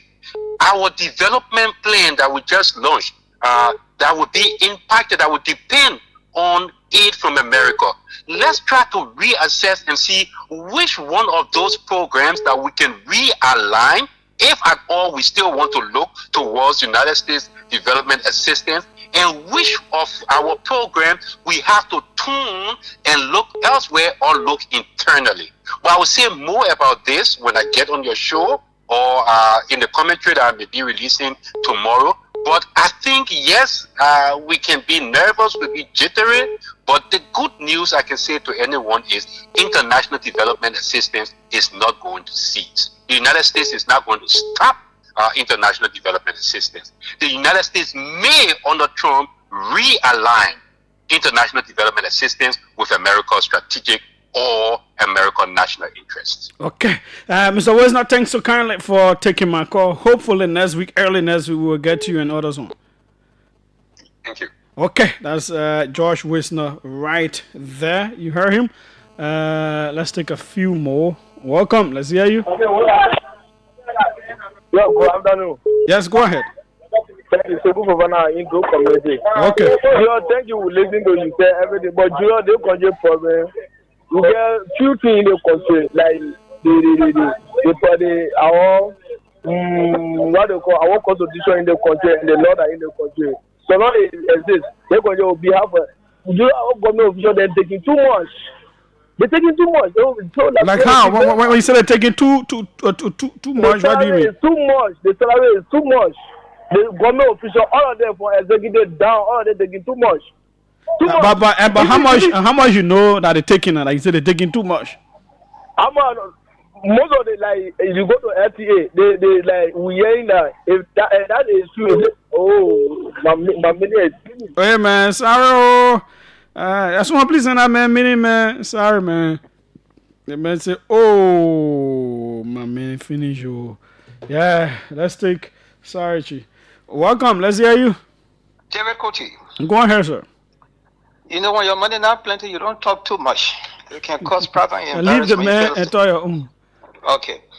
You know, I see Donald Trump's decision to deport people back home as a wake-up call for all of the African countries, including Liberia. I could hear him saying, through my eyes of faith, the people are poor, but they are too greedy and wicked. I heard him saying, through my eyes of faith, that how can a poor country that no, but we didn't discuss the deportation aspect though. Oh, you didn't discuss that? No. No, but you're talking about it was the aid. It was the aid part that we saw. Okay, it's the same thing. I will still talk about that. What we need to do now is to stop depending too much on foreign aid, especially America. This country is so rich that we can depend on ourselves. Once we start being too greedy and wicked, period, we can make it. This country, we're just 5 million, and the resources are enormous all over the country. But because of greediness and wickedness, you have somebody. How can we have a budget that is not even 1 billion? Then you have lawmakers taking a brand new car every 3 years, costing $45,000. Is that not total wickedness? People are not stupid. They are saying that we cannot keep giving our taxpayers money to you when you are wicked to yourself and to your people. Okay. That's all. Thanks. Oh, come on, man. Thanks. That's David Coty right there. Let's take a few more calls. Welcome. Let's hear you. Hello? Yeah? Yes, Julius, good afternoon. Go ahead, sir. This is Brown Tate. Go ahead. You know, thank you so much. I listened to you, the analysis, and Liberia Palava had to talk. But what I want to say is that the speech that you just read from the newly inducted president of the LMBA, Bottom Vama, very powerful. For me, I would even want to recommend to the LMBA that speech should be deposited in the University of Liberia libraries and other university libraries. Because the thing is, and rightly so, as he said in his speech, the LMBA should be the conscience of society. Lawyers cannot sit and they see things going head-to-scatter and they continue to be on the same because when they talk, somebody will deny their contract. Somebody will not even like them. No, it's not supposed to be. If you chose the legal profession, you are there to defend the society. Yeah, when you have your contract to defend your clients, but you can't say at the bar to see the society is falling apart and you just sit down and fold your hand. And tomorrow the people will turn around to you. Thank you so much, Brother Vama. But that your speech should be deposited in the library of the University of Bureau and other universities so that most of the scholars, most of the young universitarians can start to read those things so that when we sit down to our villages and something is going wrong and we know it's wrong, we must speak. Okay. Well, we have powerful talents there. Thank you so much. Thanks. So kindly, let's take a few more calls. Our guests are here. Welcome. Let's hear you. Good afternoon, Chief. It's Brian right here. Go ahead, Lionel.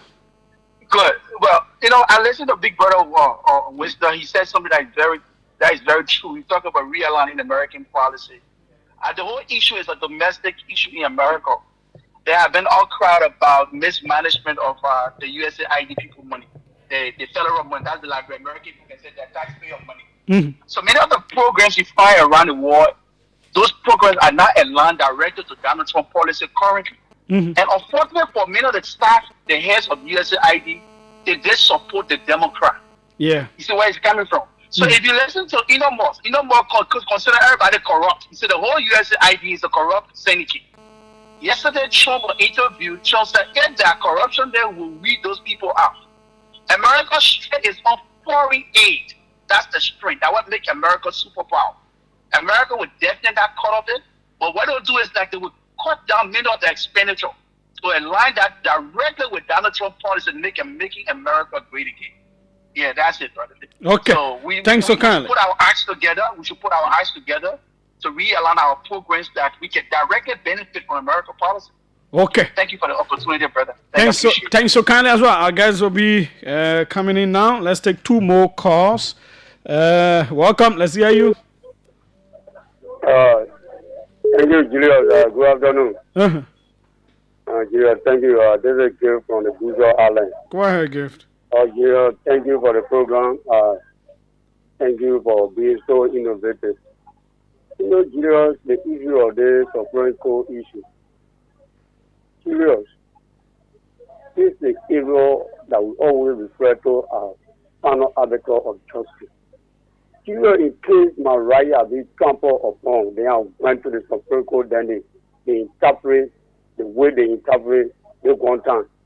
Julius, you think I will be fair?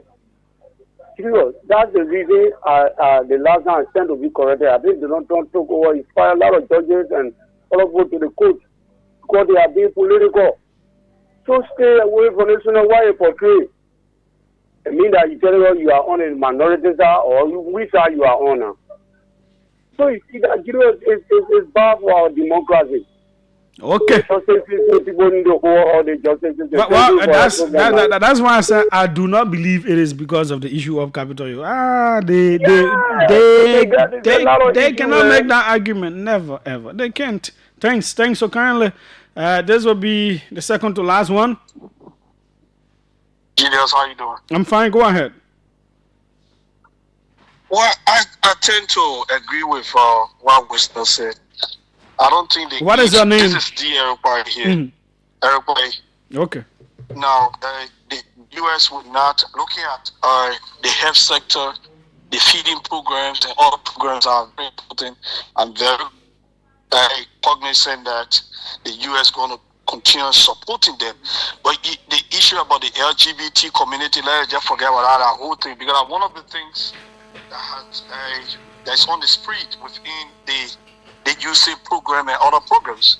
On the issue of the Bar Association president speech, Julius, that's one of the brilliant speeches I have listened to. But guess what?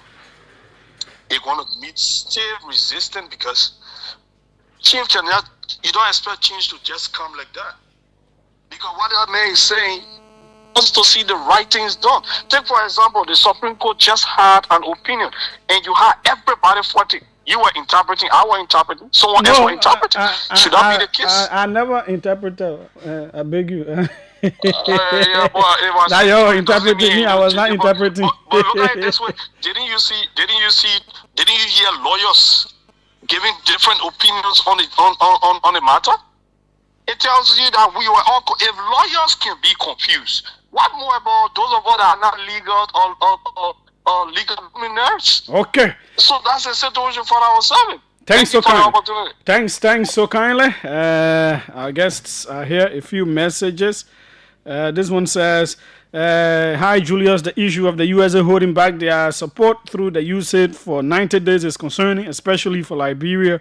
We do not know whether their 14% support to our budget will be cut off or reduced. I urge our legislators to treat this matter of urgency in finding alternatives instead of wasting our time and resources to illegally chase Onabukova out of his office."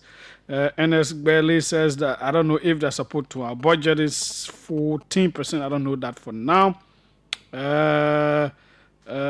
Okay, good.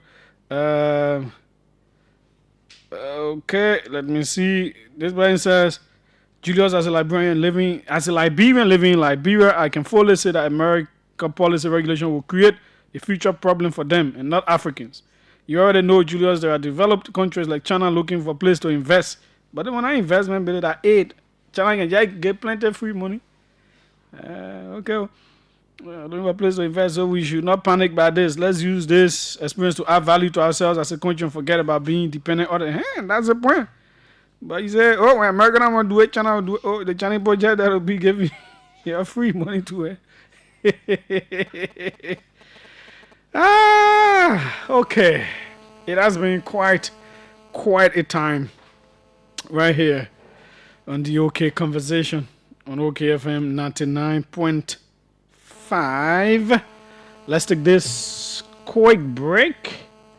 This very quick break with one of our sponsors, two of our sponsors, as a matter of fact, and we will be right back.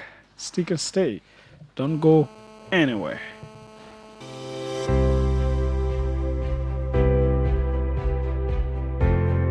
Your favorite RLJ Kandija Resort and Villas is new and improved with top-notch first-class services guaranteed to make you feel pampered and special as our royal guests. Ideally located on the RI Highway, a few minutes drive from the rehab junction, right in front of the Atlantic Ocean, you are assured of a peaceful, serene atmosphere of a home away from home. The ingredients for our Liberian meals are freshly picked from our garden to give you that unforgettable taste of Liberian cuisine. Our villas are designed and equipped to ensure every night spent with us is a memorable one. We are well positioned to host conferences and seminars of all sizes, as well as outdoor events like garden weddings and parties. Book your upcoming events and leave the rest for us to handle with 100% satisfaction guarantee. You can reach us on 0770-533-415 or email us at reservations@kendejaresort.com.lr. Visit our website on www.rljkendejaresort.com.lr. RLJ Kandija Resort and Villas, for memories worth repeating.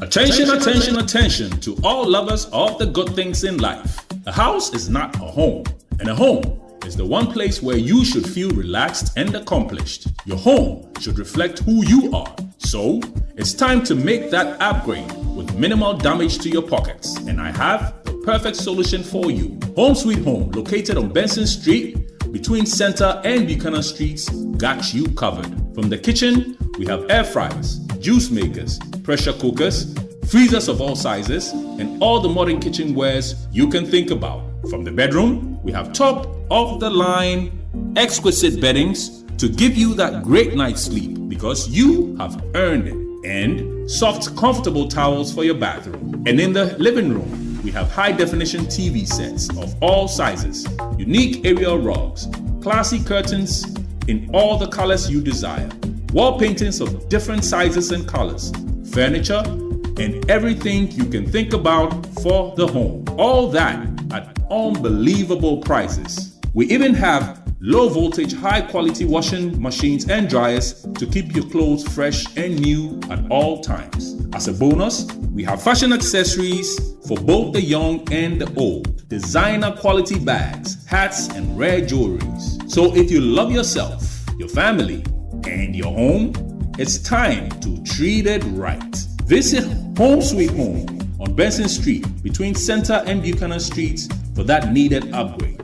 Or you can call them on 0886-834-944 or 0770-581-420. Home Sweet Home, for the love of a classy home.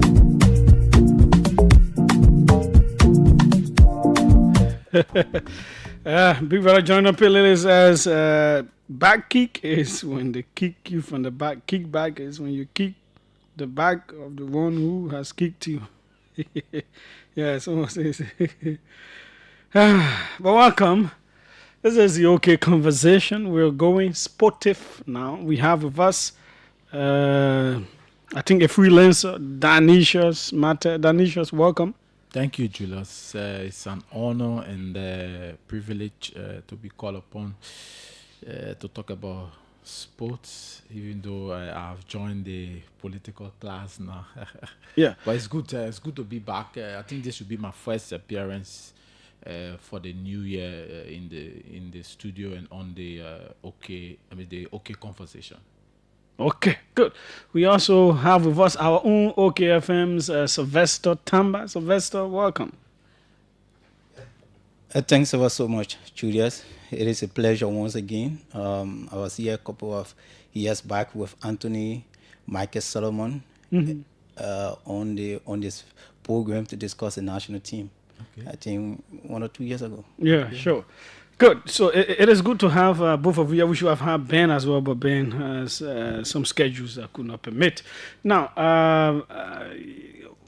as we talk about the county meet, let us start from the social side. Coming to Monrovia, I have noticed. I don't know if that's how it's been in the past. I must admit that I've never watched a game at any stadium in Liberia yet. I really have to admit that. Chelsea game all the time. No, I didn't even watch Chelsea. The only time I went to a stadium was in Wales when Wales and Spain were playing. But I'm always a little afraid going on fuse and packing fire off, going in, coming out. The disorganization, all those things get me so scared. But I noticed, except for the final, that a whole lot of the games were not that packed like previous years. Am I right? No, maybe you didn't pay keen attention. The county meet, especially for some of the big counties, say Lofa, say Nimba, Bonk, Margibi, once they make it to town, it's always been a crowd puller, and beyond that, if you look at the attendance on Sunday, yes, you could say Lofa contributed maybe half or a little more if you like, but it cut across. I saw people who from Grand Bassa, from Margibi. I think you have to bring the microphone up a little bit. From Grand Bassa, from Margibi, from everywhere. The county meet is such that for some of us who... No, but what I'm saying is, I used to notice the quarterfinals, semi-final stages. I don't know whether it's because of the time those games were played in the night. Six, some of the games are starting 6, 4, and 6. Okay. But in terms of attendance for this year's quarterfinal and semi-final, there seems to have been. Yeah, there may have been a drop, and like you rightly say, you can attribute it to the timing, because maybe say 2-3 years ago, 4 years ago, we had the stadium light, at the SKD. I think about a year or two ago, we had some issues. It ran out. So I think it was the last edition where the game between Nimba and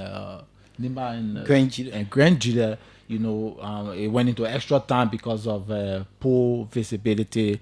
The match had to be rescheduled. So the ministry just avoided that, by scheduling the games around 3. And a lot of us, or some of us, got to go make some errands and get some money. Those of us who in the working class. So yes, it kind of impacted, yes, to some extent the attendance. You are right, yeah. What do you say to that, Sylvester? Yeah, from the beginning, from the starting point of Danishos, he made mention of bigger counties. So sometimes if you pair, for example, if you pair Rivers and Maryland together, playing a quarterfinal or a semi-final match, most especially playing soon or like Wednesday, because if we had Lofa playing that same day with Margibi, the field are going to be packed. But you schedule Grand Gila and Maryland, only to the fact that the two counties' population not as compared to Grand Bass or Nimba, so you don't expect the field to be packed whenever you have maybe Bon going against Lofa. That's another issue. Others were considering economic factors. Not really. And again, the issue of poor visibility, the lighting system. So the But what has games were happened to the playing. light, and why isn't it fixed? So is I mean the SKD. I mean we can do another program for the SKD, but it has undergone a number of renovations, and the last one before. You remember some time ago the stadium got banned. We could not play home matches because they didn't meet minimum FIFA and CAF requirements. So I mean, the last time we did a renovation, the stadium had a light, but maybe they on and off.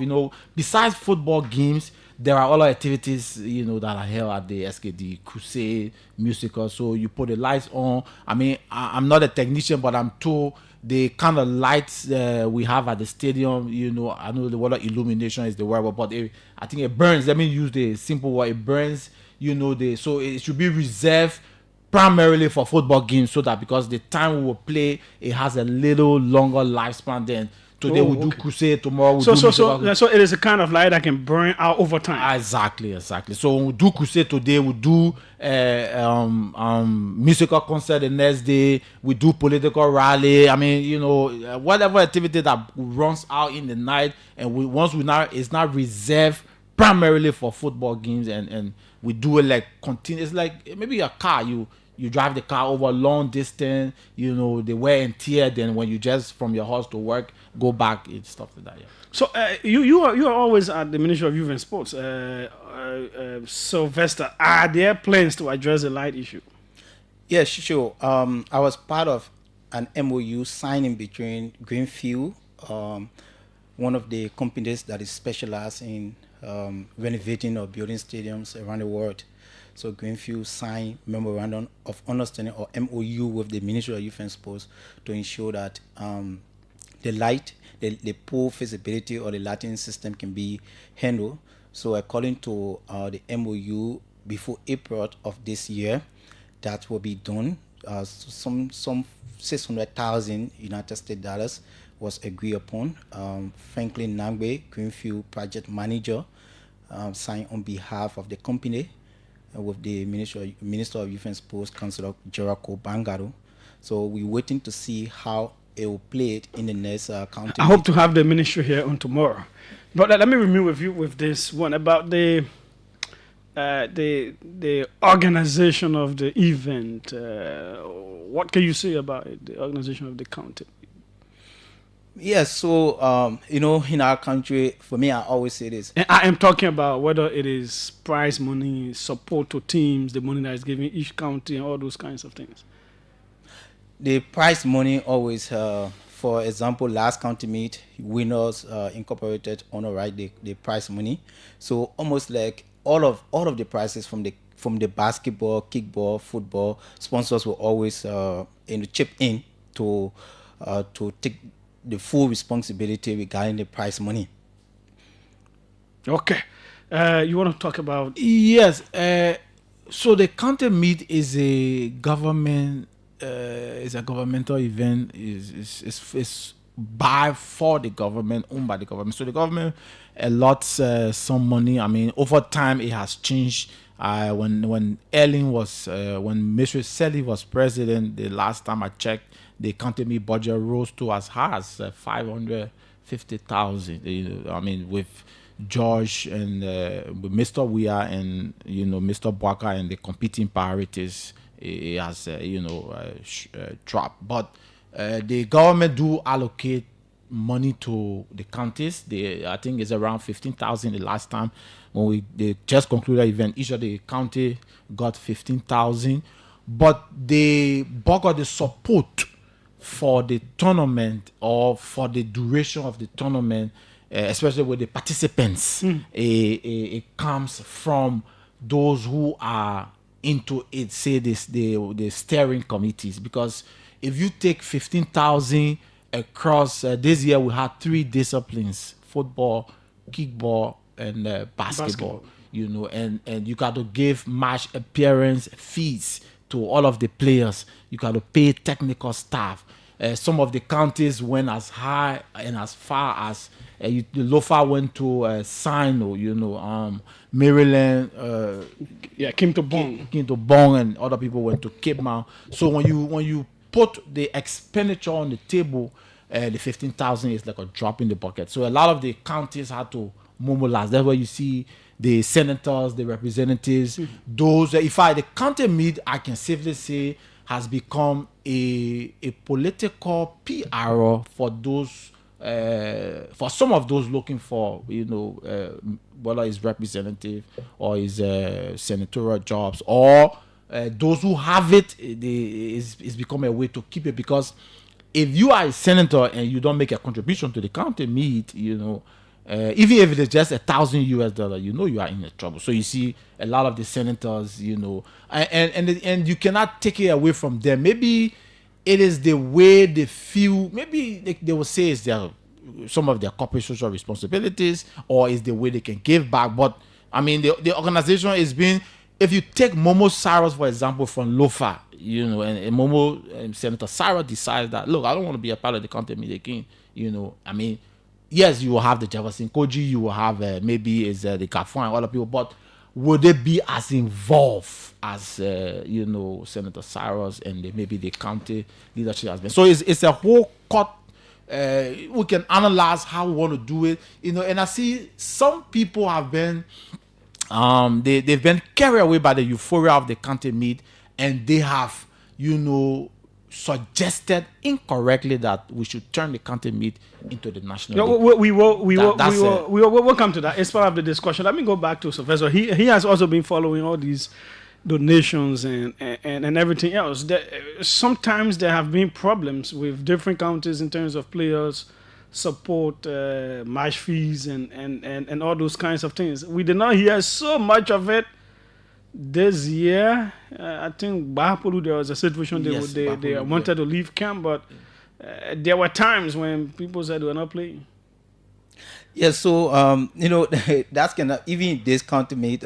Maybe you only have you only get up the information from Bahapulu, but I think Grand Crew too. Grand Crew had a because Grand Crew, after they dropped from the zonal stage, most especially the football team, they went to the Ministry of Youth and Sports. They almost spent 1 or 2 nights at the Ministry of Youth and Sports to call the ministry attention that, oh yes, the zonal stage of the competition has ended.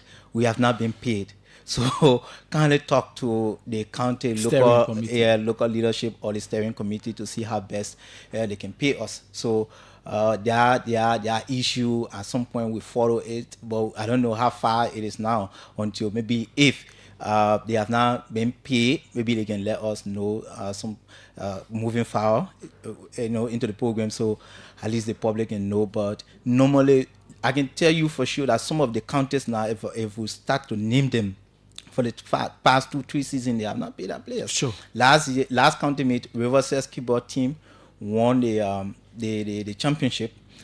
To receive that pay, I don't know whether they have been paid fourthly, but the players almost like station protest. They were at the verge of station protest. We covered that, and after a certain time, we heard that they were about to be paid one game. Yeah, at some point they call us again. Oh, they don't want to pay our remaining games or per down or bonuses, however you might put it.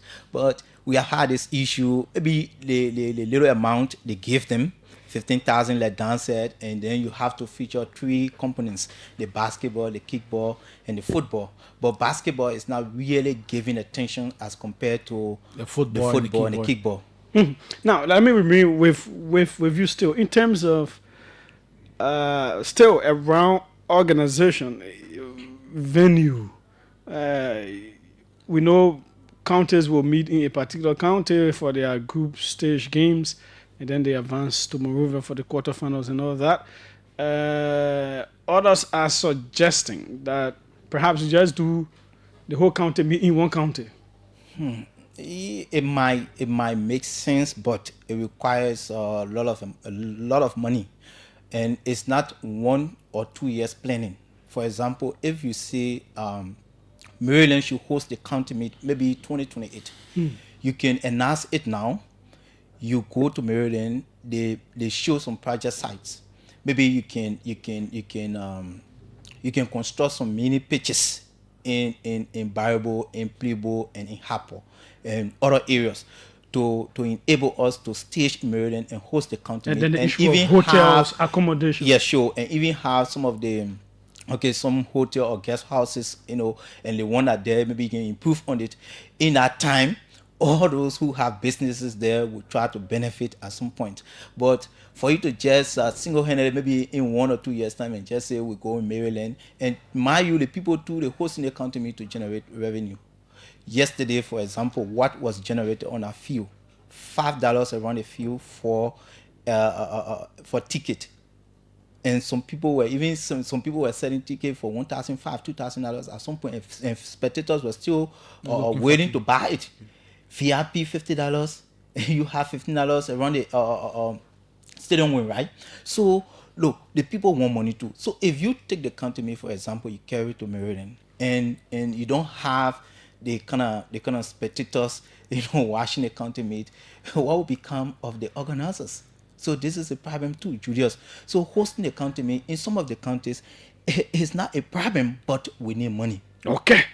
What do you think about that, Danishus? Well, it's a very good idea. I remember one of the reasons Mr. Saliv decided to hold the Independence Day celebrations in the counties was to spur on development there. If we do a survey and an analysis, I doubt whether we were able to achieve that. And like Sylvester rightly said, you have 15 counties. So you say we should go to maybe Lofa, for example.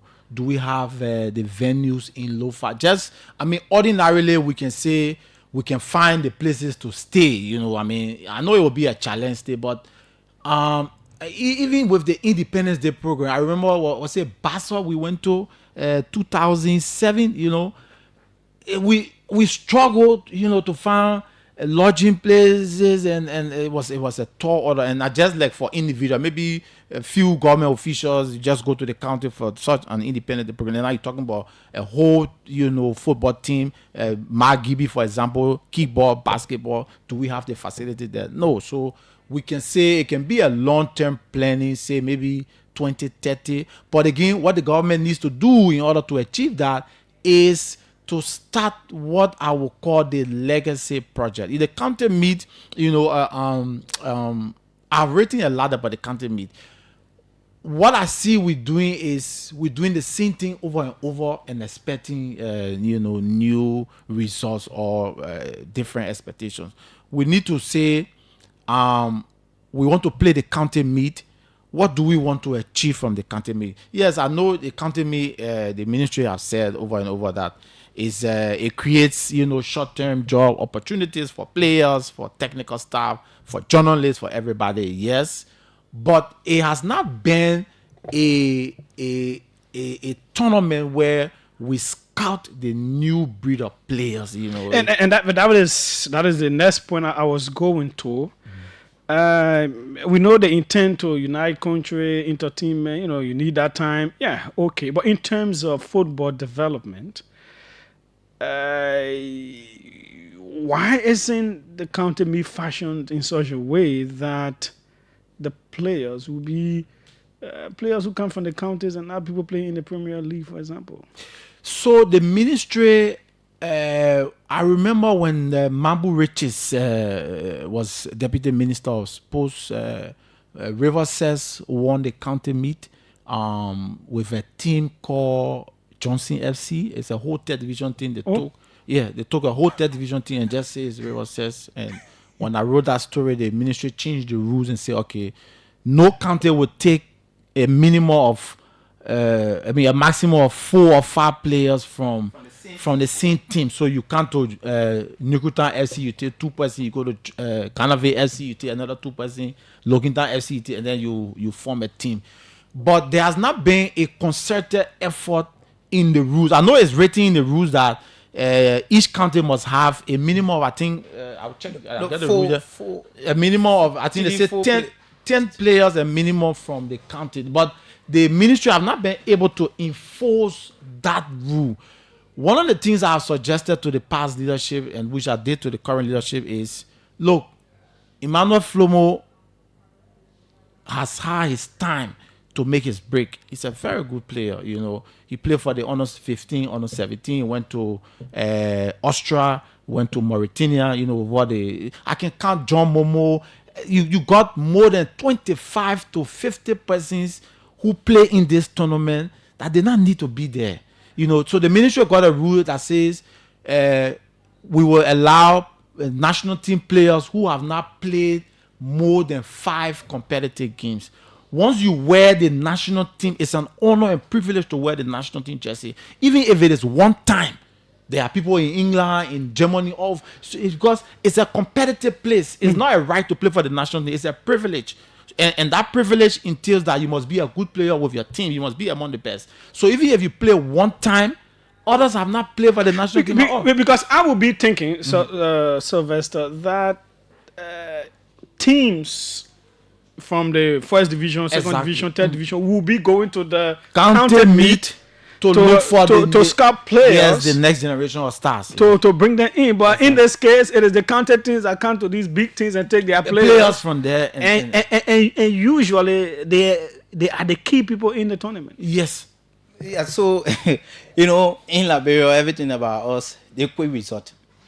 Right now, the county meet, the organizers will be like, it is political, and the people won't resort. So look, yeah, but they could still get the result with players coming from the counties who are based there, who are not part of major teams. The excuses here, children playing together, the league will not be fine, the competition will not be fine. That's one of the justifications they have been making. That if you have so kids playing together, no, but it is not about kids. It is about people who are not playing for premier teams, people who are not playing for second or third divisions, but they can play football too. So for an example, the Maryland goalkeeper, I am told he's still in high school in Maryland County. Yes, correct. This was third division team in Maryland. Yeah. Yes, sure.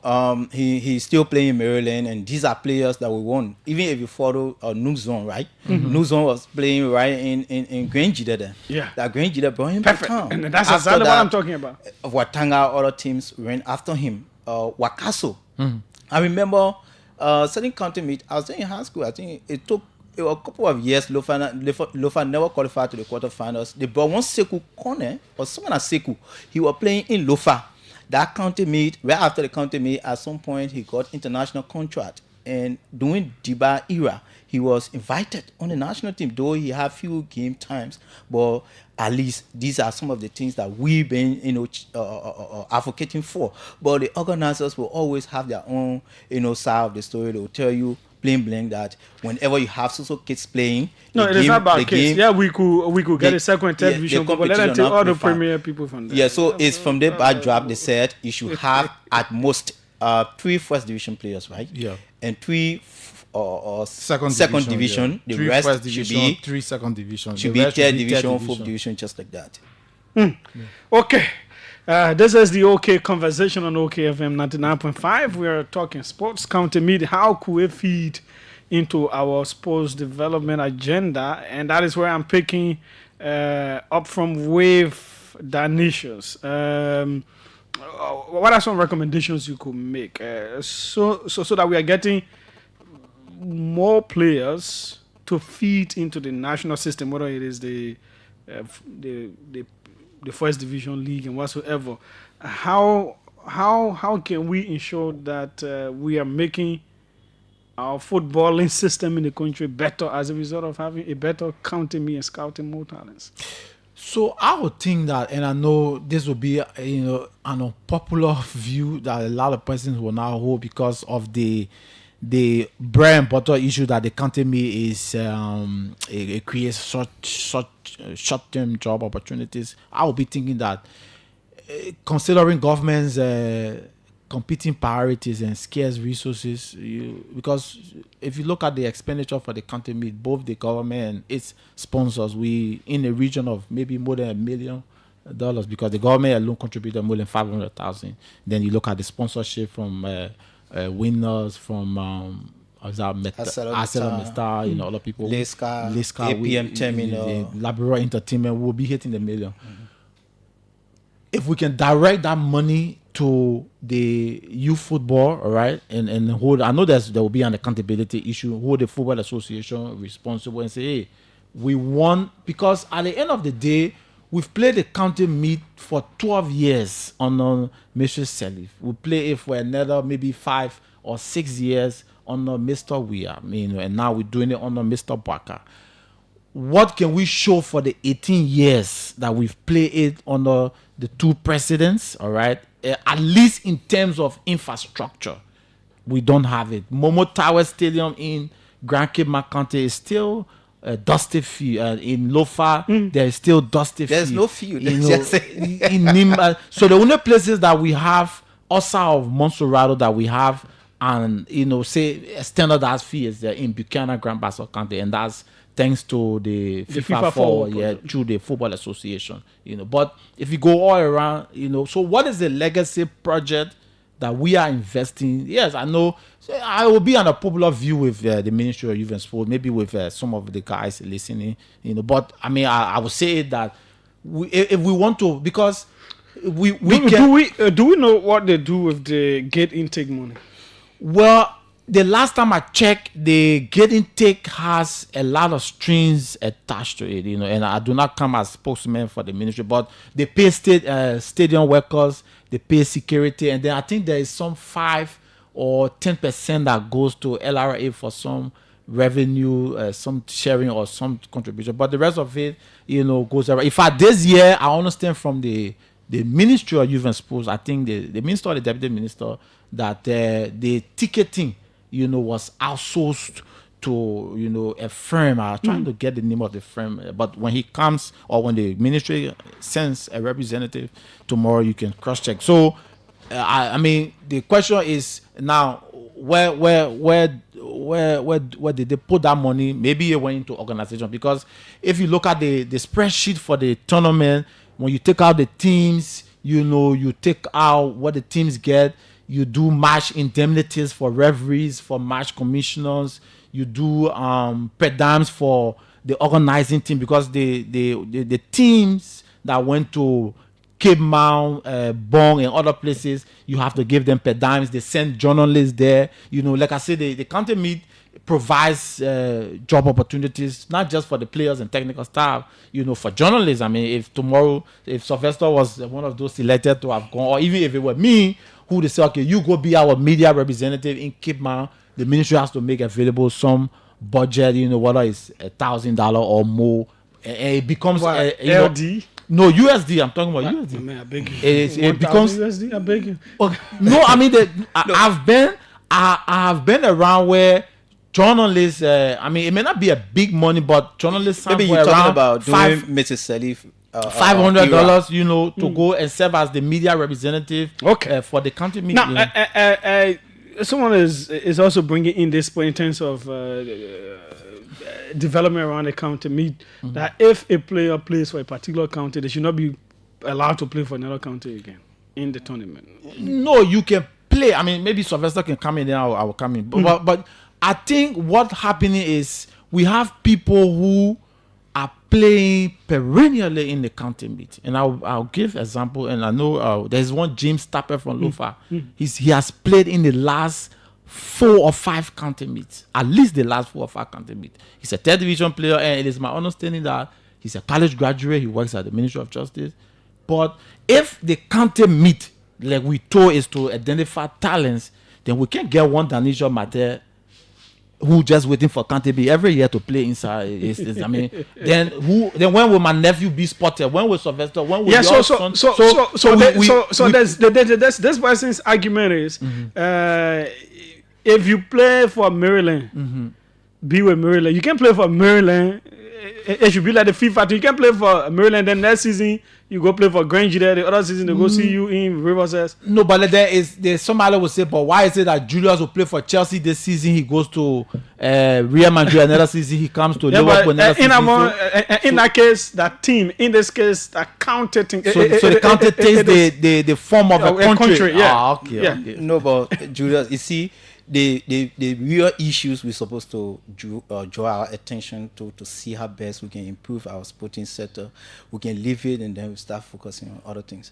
If you would say that, then for me, I would suggest that if you will play for Lofa, then you should be playing in a league, in a local league in Lofa. If that's the case, if you want to do it that way. Now, if you say since James Tapper has consistently played for Lofa, so he can play for Grenjida or he can play for Maggie again, then said player should be playing in a league, in a sub-committee league in Lofa. Yeah, what are the other things you wanted to talk about in terms of improving? For example, this county meet, whatever resources, the organizers got from this edition, at least they can identify 1 or 2 projects, maybe Bombi or Cape Mount. For me, my scare tactics is that I don't want for them to say the county that wins the county meet will go there and do project. Then people will forcibly win its own away. No. They will they might manipulate the system. Yeah. So let's do the development simultaneously. For example, this year our target. So how do you identify? The question is, how do you select a county to carry? I'm the interviewer. No, for example, you shouldn't take my we role. should do it this way. No, let's do it this way. We want to have more infrastructures to see how best we can improve our sporting sector, right? Though Lofa is a champion this season, we can, if for example, maybe $1 million was generated from this edition of the county meet, we can spread it in 3 counties and see how best we can have beautiful mini pitches. Maybe Bon Cape Mount and also that will be fenced. Yes, so that people can generate. Yes, next county meet you get more money. Then the following county meet you can say, okay, so let's look at Lofa 2. Let's look at other areas. So, in the next 3 to 4 years from now, the issue of, look, I got frustrated in Gontown when they said they wanted for some counties to play their matches simultaneously to avoid match fixing. Yeah, then somebody telling you that they can find 2 portable playing pitches in Sino. Yes. They went on going very wrong, get someone on a field, and they feel now correct, all that kind of stuff. So I started to but even ask myself. Even Bon County, they had to bring the other game to Magibi, I think. Yeah, so I started to ask myself, look, county meet started since 1956. So all of the years the guys been playing the county meet, the money they've been generating, where is the money? So why, sometimes when you say these things, they'll say, they will give excuses, all that kind of stuff. But let's do it this way. This year, let's start with at least 2 counties and get portable playing pitches. Next edition, we do same. The following year, we'll do same. In the next 10 years from now, what we're talking now will be history. Okay. We are having with us journalists Danishos Mate and Sylvester Tamba. They are predominantly sportive people. They can do other things, but they are predominantly sportive people. Now, let me come to this point that everybody touts after every county meet, the euphoria. Let's turn the local league like the county meet, Maryland FC, Maserado FC. So almost like you were in my mind, Julius. Our local, the only thing we can be doing is just your way. Today, FC Fasio has bulk of defense. That be friend. Everyone would like to see FC Fasio. The reason, maybe Kasioko attachment, but they are not directly involved into this team. Now, the only way we will see our league to be well, attended like the county meet is for our people to have direct involvement in keeping with the government. Maybe the government can have 100 or 90 or 95% say into how sports should be run in this country. Now, we can have maybe Plibo FC. The local government in Plibo should be in charge along with the stakeholders of Plibo. Then you go to Harper FC. Harper should have at least one, or it should have team A, team B. So if you are 15 years or you're playing football, maybe you play on a team C or team B. 10 years, you have, maybe Harper won't have team A, team B up to team C. You go to other areas like that. So if we start to do it this way, for example, we have Morovia FC, we have Pinsville FC, Central Morovia, they say the mayor in. But we get Pinsville FC. Yeah, but the way that thing what you're talking about, me myself I live in Pinsville FC, right? I don't see Pinsville FC as direct involvement. You know, I'm not. Let me just say it like that. But if the city council of Pinsville can get involved, get to LMA, Labor Marketing Association, this ticket that you are giving for $20, $5 there, each table you get to Red Light, you get to Omega, you get to all commercial centers in in Pinsville. Each ticket that you give, if that $20, $5 they're going towards Pinsville FC. Each household should pay at most maybe $25 Liberian. Look, once all these things start to go as planned, I get your point. Trust So me. and so rather than it being counted names, cities, districts, and different places can be directly involved with the teams that come from within them. Of course, you see huge attendance, like the count, even more than the county meeting, and the rivalry will even be almost the Real Madrid and Barcelona. Trust me. What do you think? Well, I have a different view, and it has been a view that I have stated on many occasions. You were in London or in England.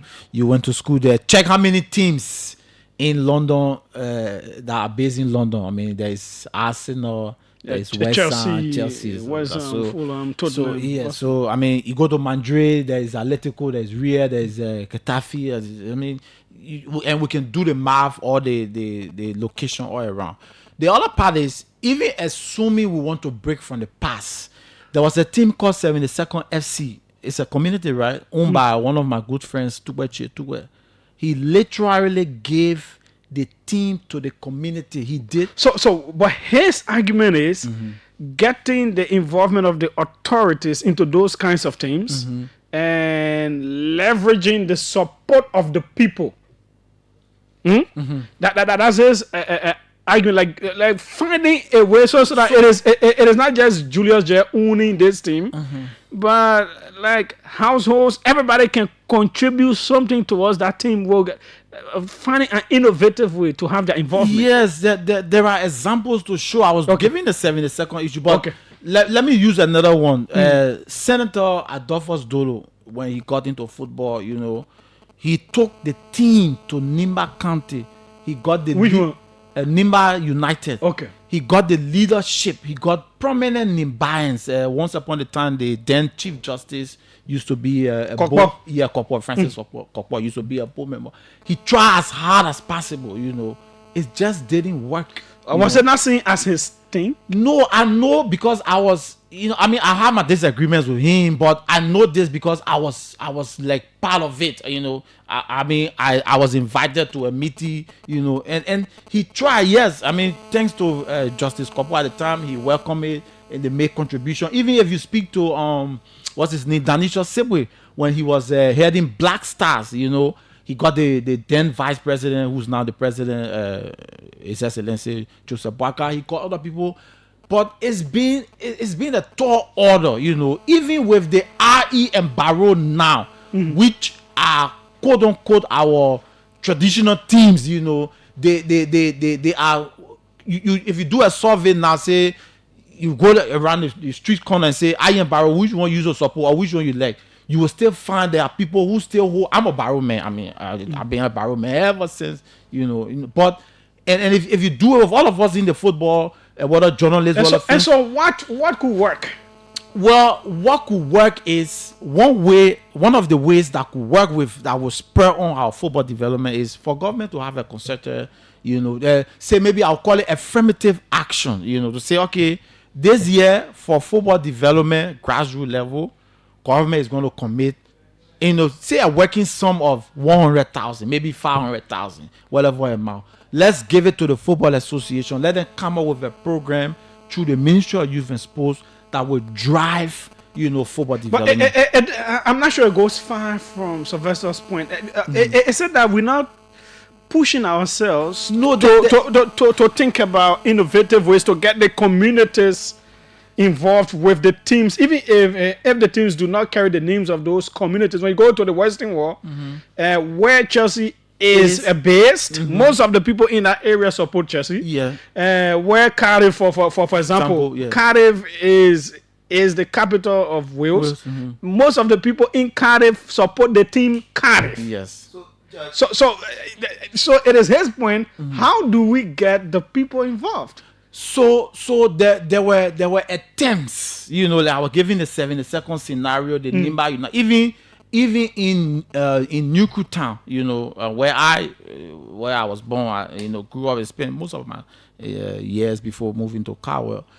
There was an attempt with Monrovia Breweries. I know through the representative, they seem to say, okay, especially when the company withdrew their support from the team, you know, for a number of reasons, to say we want to make the team to be owned by the community. And then before Mr. Oniyama came in, and now, you know, all of the trouble about he has pulled out his support. But it's about how do we structure, because the thing is, even with the county meet that people are saying we should turn it into the National League, how many of us have made contributions to the counties? It's been one Zoe panel who has literally, you know, been footing the bill of Grand Julia, Momo Saros and Jefferson Koji and other guys who've been footing the bills of Lofa. You go to Grand Basso and Grand Group, for example, because there used to be one Afre Sayon, you know, who used to, I think I know what I still work with UNFPA, who like literally put the county Grand Group on his head. The last 2 or 3 editions, you know, I mean, I know H is catching up with him, but probably he's tired. He's pulled out, so Grand Group is not making inroads. So, you know? So we have to find the innovative ways to get everybody involved. So the innovative whether it is dollar, is 50, LG, whatever. It's our inability to contribute. Maybe it's a problem, but if maybe we can find time and say, I can give you 2-word number, I can give you Senator Dolo's number and say, okay, we want communities to start to own teams. You started it. Where did you fail? Yeah, where did you succeed? Maybe, and then maybe we can go back and do some structural analysis and do the paperwork and see. We look at the marketing. We are almost out of time. It is a sweet conversation. You all can trust. We'll bring another panel. Yeah, we didn't start on time. Yeah, no, leave that one. 777-700 995 555 995 995. Let's take our own big brother Cyrus Wole Badio. Welcome, sir. Thank you very much, Julius. A good discussion. I like the county meet, but you know we've not maximized the talents of the county meet. Even way back when the county meet was on, it was almost the national team players. When Grand Crew played, it was a whole of a Banet. When Monserrate played, most time it was like IE. Even you know, so we've not maximized it. So what I think we need to do, instead of looking at these second, third division players, there are a lot of talents in those counties. We need to tap those talents. Like for instance, way back, people like Ezekiel Doe, Sekou Gomez. You know, I think Mateo was talking about this Sekou guy, Sekou Gina. He came from Lofa County. Black Jesus from Grand Bassa. Those were all local talents. So let's just forget about all this thing about second or third division people play or babies playing. No. There are a lot of talents in those areas. We need to tap those talents. And I wish I could be a part of that panel because I think there are a lot of good ideas. Sure. Thanks so kindly, sir, for offering yourself. We'll certainly do that. We'll bring another one here. Yeah. Welcome. Let's hear you quickly. Hello. Yes, go ahead. Yes, go ahead. Julius, I'm Robert Morgan calling from my residence in Browville. And I just want to say thanks to the panelists C and D and Danishas. But I think I have 2 disappointments. One is with the ministry. As Danisha rightly said, and T, you cannot have a national country or sports meet, and you guys continuously playing for the country 4 or 5 years, and there's no improvement. How will you sort out the locals?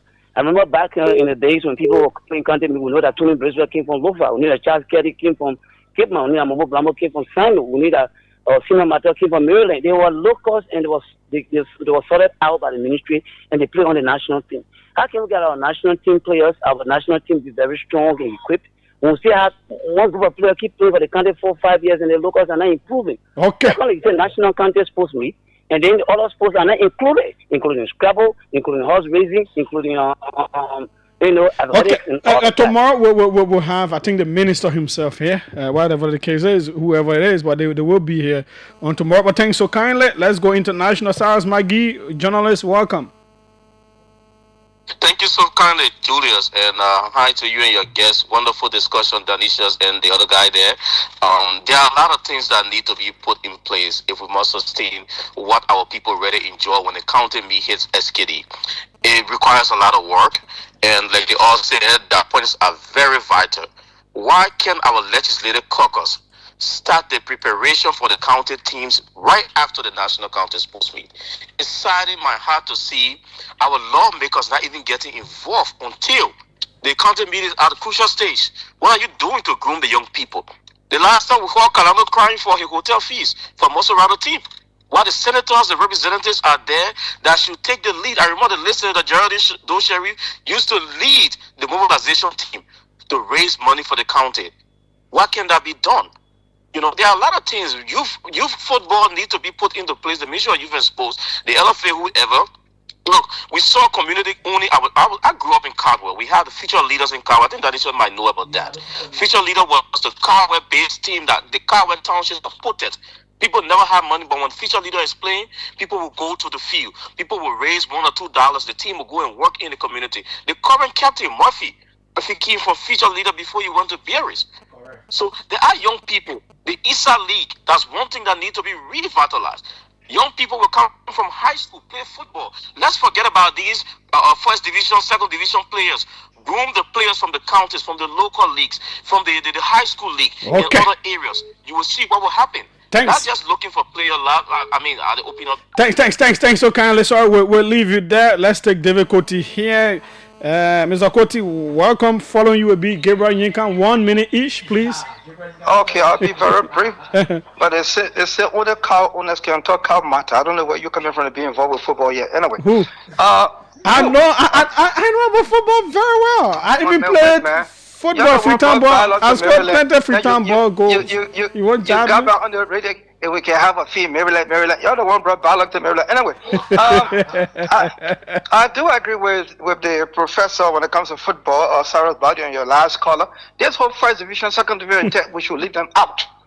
Once you leave them out, my friend, going to get some talents from the country. Let the time not anyway. Thank you, gentlemen. Okay, thanks so kindly. Next week we'll try.